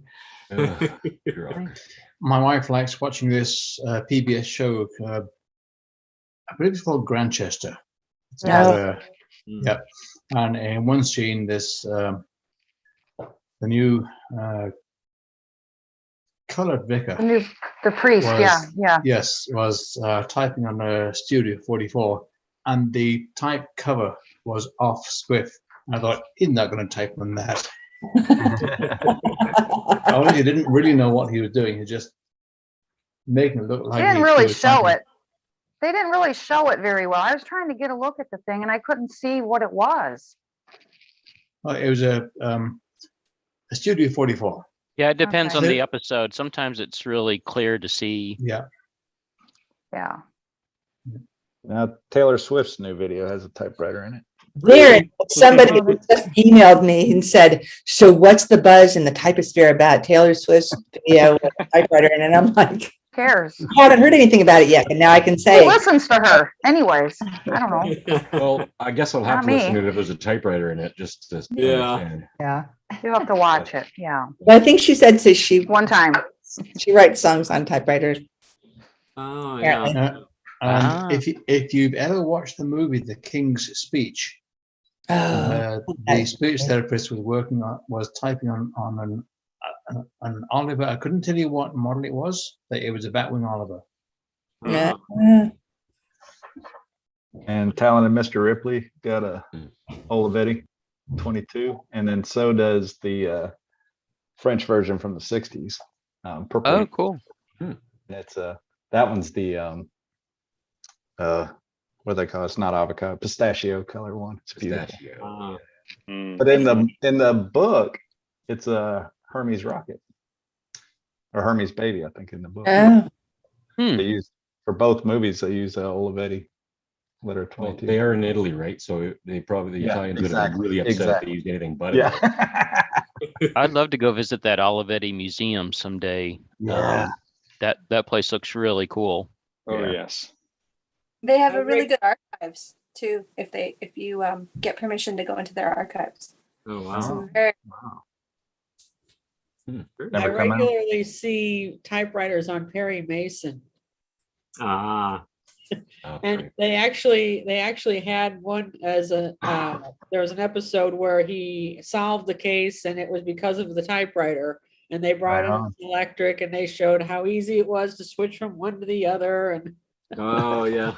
Oh, right. I remember that one. They brought in the two machines because they were like, well, it couldn't have been this machine because that was locked in his office. And they were like, but you can switch the and it could be on this machine. And they're like, oh. All right, I did it. He had it. Yeah, a typewriter came into the actual storyline on Endeavor as well. Jagged Edge, that movie that was solved by a typewriter. There was at least 2 Columbos that were solved by the typewriter. And there was a Father Brown also. I think there was a Hawaii Five-0 episode, the 60s variation of Hawaii Five-0, where they solved it with a typewriter. Damn, I gotta change my detective story now. It seems to be overused. Yeah, I get there's you can solve a lot of mysteries by typewriter. Yeah.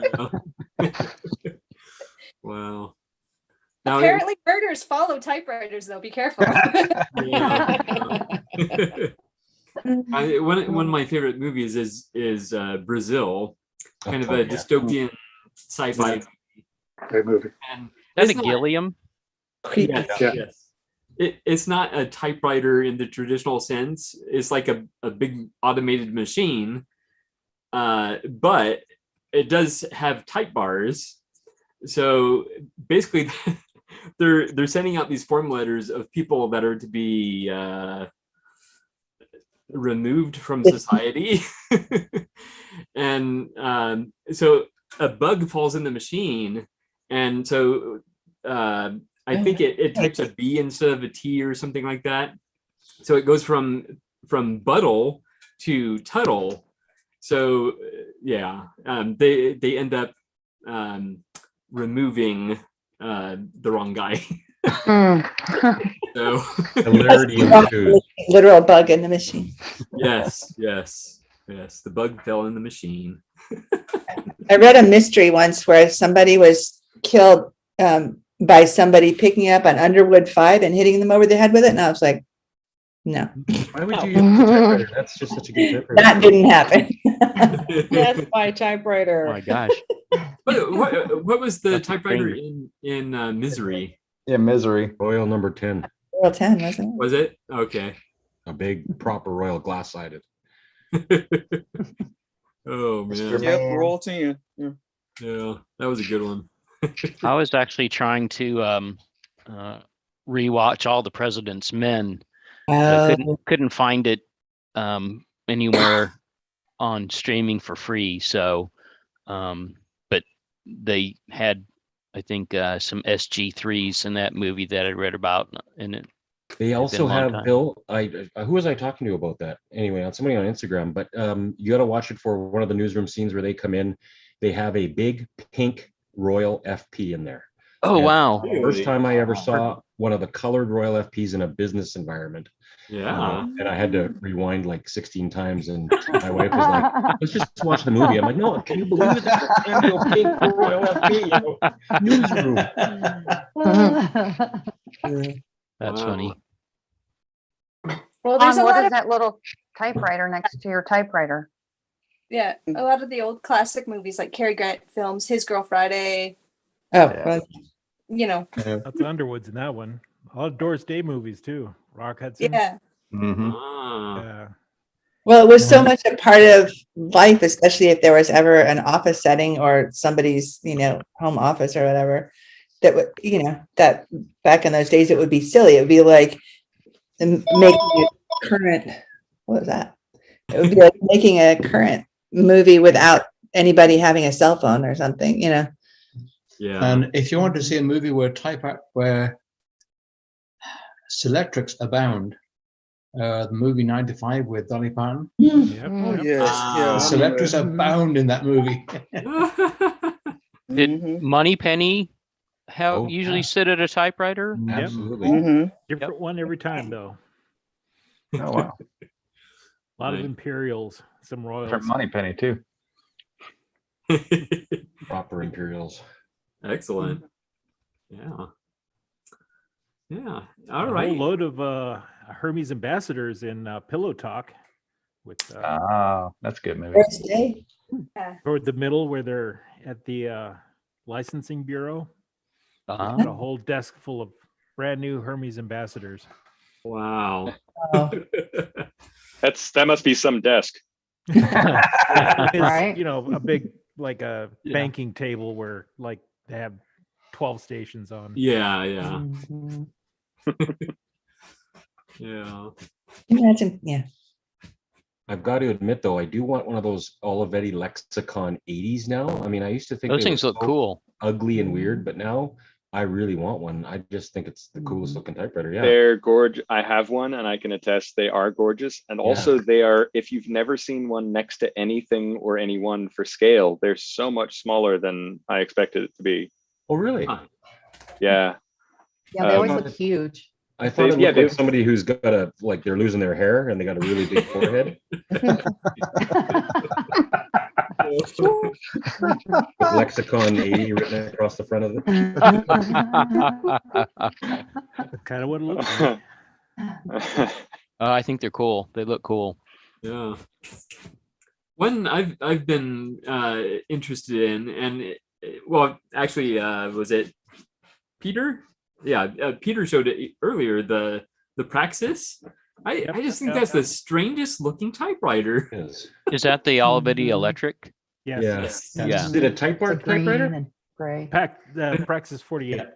Yeah. With the green keys. Yeah. Tiny Yes. Candy-like green But the keys. keyboard is like raised. It's not like sitting down. It's raised. Right. Like it's so bizarre. There that was a style in the 70s where like you'd had those tiny tops on the buttons and it kind of domes out and it looks like little pyramids. Yeah. Flat top pyramids. That's Yeah. weird. But they type well. They tape really nicely when you can get them working. Yeah. And Yeah, we find did a the power crux. cord for it, and it Are does other they different things. how do they compare noise wise to like the Apollo? Well, I mean, nothing's the Apollo. The Apollo is silent. That's true. It depends on the belts, the Okay. belts and the cleaning, how clean it is. I gotta go, you guys. All right. Well, thank you so Bye. much. Bye, Kira. You too. Dog needs a walk. Bye. Bye. Have a good holiday. Thanks. Oh, right.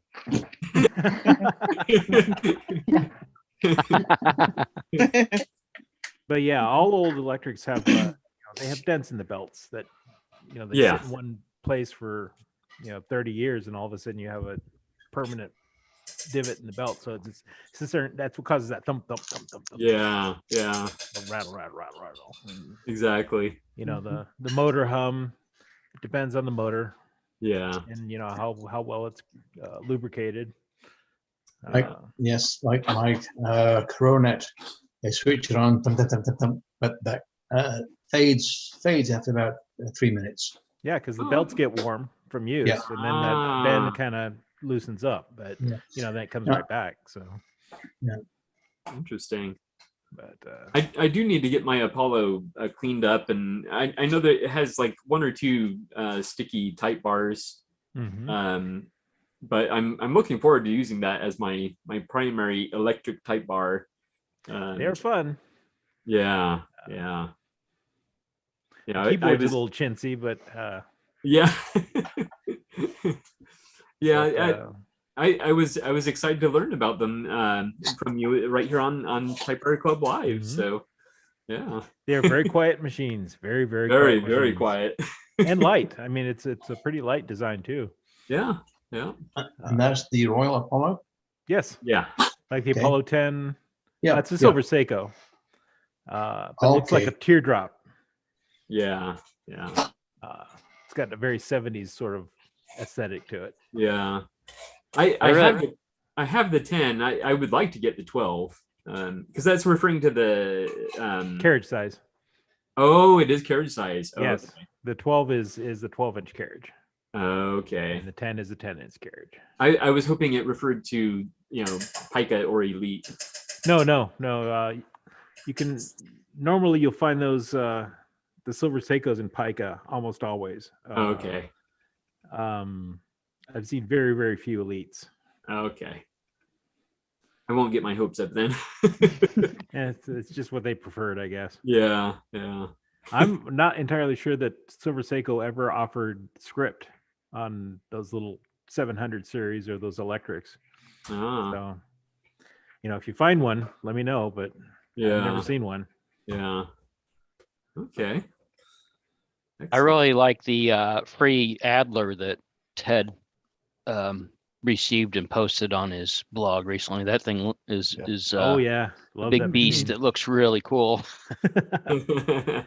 Is that the 200? Is that right? The Universal 200. It's kind of the it has the features of a portable, so it's not like the deluxe Universal, but I think it was mostly made for specialty purposes. Like this has a special font on it and a special tabulator, which is awesome. Designed for data entry, basically. And so, it seems like comparing the serial numbers I've found on the machines of that type, the one specifically bought by the LDS Church in 1974, they must have bought thousands of them. So there's got to be a bunch of them out there. So interesting. Yeah. That thing's just cool. So I'm thinking that for Adler, Universal 200 production might have been specifically devoted to special orders like that, because it would have taken up a good chunk of that year of 1974 just for that one contract. Yeah. They'd put out at least 20,000 typewriters. I wonder if what percentage of them had that typeface. All of them for that particular purpose, because they were all designed they were all set up for data entry, so they could type on cards and send it to Salt Lake and have them tabulate all the data and actually enter it into a computer through OCR. But it was kind of an interesting little piece of history I had to research because of this machine that I found was given, basically. Oh. And you go down the rabbit hole, get the story. Well, that just it tickled me so much because you would think by now you would have seen something like that already somewhere on the typosphere. So there had already been one uploaded to the typewriter database. But I mean, you included all the details and everything, and so it's like it's cool that there's still bits and pieces coming out even now. I just that was one of my favorite things, that I've read about and seen. For me, I just I like the way it looked. I like the story behind it and everything. So I just really got a kick out of that. Well, thank you. It was a fun little trail to go down and document. Yeah, very cool. But I'm sure there's probably, now that there's some attention focused on it, there probably will be more reports of people finding them. So, once it gets out there, it's kind of the red car effect where Yeah, you're, now everybody sees one, and once they're Yeah. looking for it. So, yeah. Yep. Excellent. I do want to check in. I saw there were some more YouTube comments, so let's check in there. We have Liz G joining us. Hello, everyone. Hope you all are fine and dandy today. I'm watching. Michael Derling, did you get my postcard? He just left. Lynn Johansson, busy sorting lead type into cases in preparation for a move. Ted might be the only one to understand. I do. Jeez. Mike would have filling up her understood. type The cases. printing press. Yeah. Yeah, for, I understand as well. That's very cool. for lino press, Yeah, letter press. very cool. She's putting her chases and her cases away. Yeah. Then Liz G, not to get too personal, but how is your wife doing, Ted? Still praying for a speedy recovery, and I am hoping you got my postcard. Yes, I did. I have it over there. It's in my to answer pile. Excellent. And she's doing very well. We had a very speedy recovery. She's healing up real good. Didn't have any complications. So that is so good. All the scary parts are over. Yeah. And thank you to all who sent well wishes. Yeah. So And then, I'll be sending out little postcards. Oh. Well, I got let's see, I've got yours here. And then Bill's. Nice. Oh, I can't. Oh, I'm looking at the wrong thing. Anyway, so very yeah, cool. I've got mail outgoing. I owe people Excellent. mail. Excellent. All right, and then let's see. Liz G says, Kimberly, I'm very happy that I was able to help you with your italic boss and pinpoint the year. Were you able to find the serial number? Just curious. That typeface is simply beautiful. Were you able to find the serial number? Well, Sean told me where to find it, but since Liz directed me to the typewriter database, the entry was already there, so I didn't have to look it up. Okay. There's already an entry on someone else's collection. But the Okay. machine's in my house now, so. Yeah. Okay, cool. And then Amy McKay, fun fact, the typewriters on the Umbrella Academy came from Toronto typewriters because the series is shot in and around Toronto. Excellent. Is Amy McKay the same Amy as in Monkey Dream, Monkey Do? That's a good question. Is, we may never know. Well, isn't it spelled? Another Amy is near Canning, Nova Scotia. So I'm kind of hoping, because there's not many people from Nova Scotia on Type Talk, I don't think. Yeah. All right. Well, we are all caught up with that.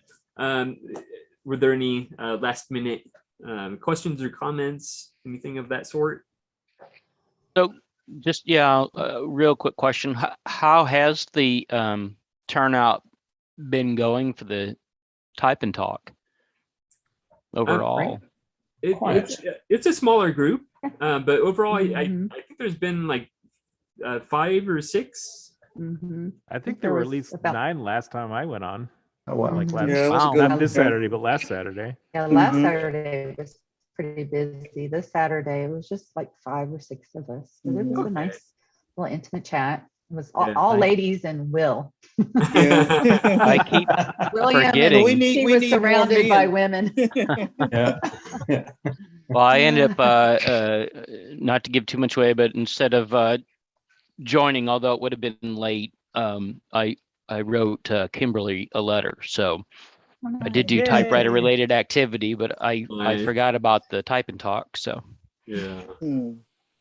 Yeah, and that's another thing. I really need to send out emails about that. I did one week, and I think that's why we had the better turnout. But then I'm pretty sure I forgot to do it this week. So yeah, so it was I small. did join once, but it was just Mike and I on there. And then I think right after we finished up, May might have Yes. gotten on. She I said, joined in Yeah. just a few minutes behind you. I just stayed on by myself the whole time. Yeah. I talked to Greg as if he were listening. That's really funny. Occasionally I'd look over. That was our imaginary friend. Yeah. Typing prompt that happened to run around Yeah. then. Occasionally I'd look over and see May talking to herself. I was like, oh man. Yeah. So, but I was not in a position to join. So, yeah. All right. Well, I think we're gonna wrap up. I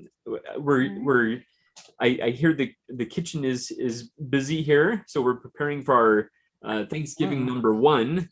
Oh, wow. Yeah. That's gonna be at my sister's house, and then the one with her family is gonna be down in Carlsbad near San Diego. So, yeah. But thank you everybody for being here, and Thank you. I hope everybody has a great week. Thank you. Celebrate Have a good holiday. Happy holidays. Yeah, everyone. Enjoy your Thanksgiving. Happy Thanksgiving to everyone. Yes. Happy typing. Likewise. Good to see See you everybody. next week. See you next week. Bye, Farah. Bye. Bye. Bye.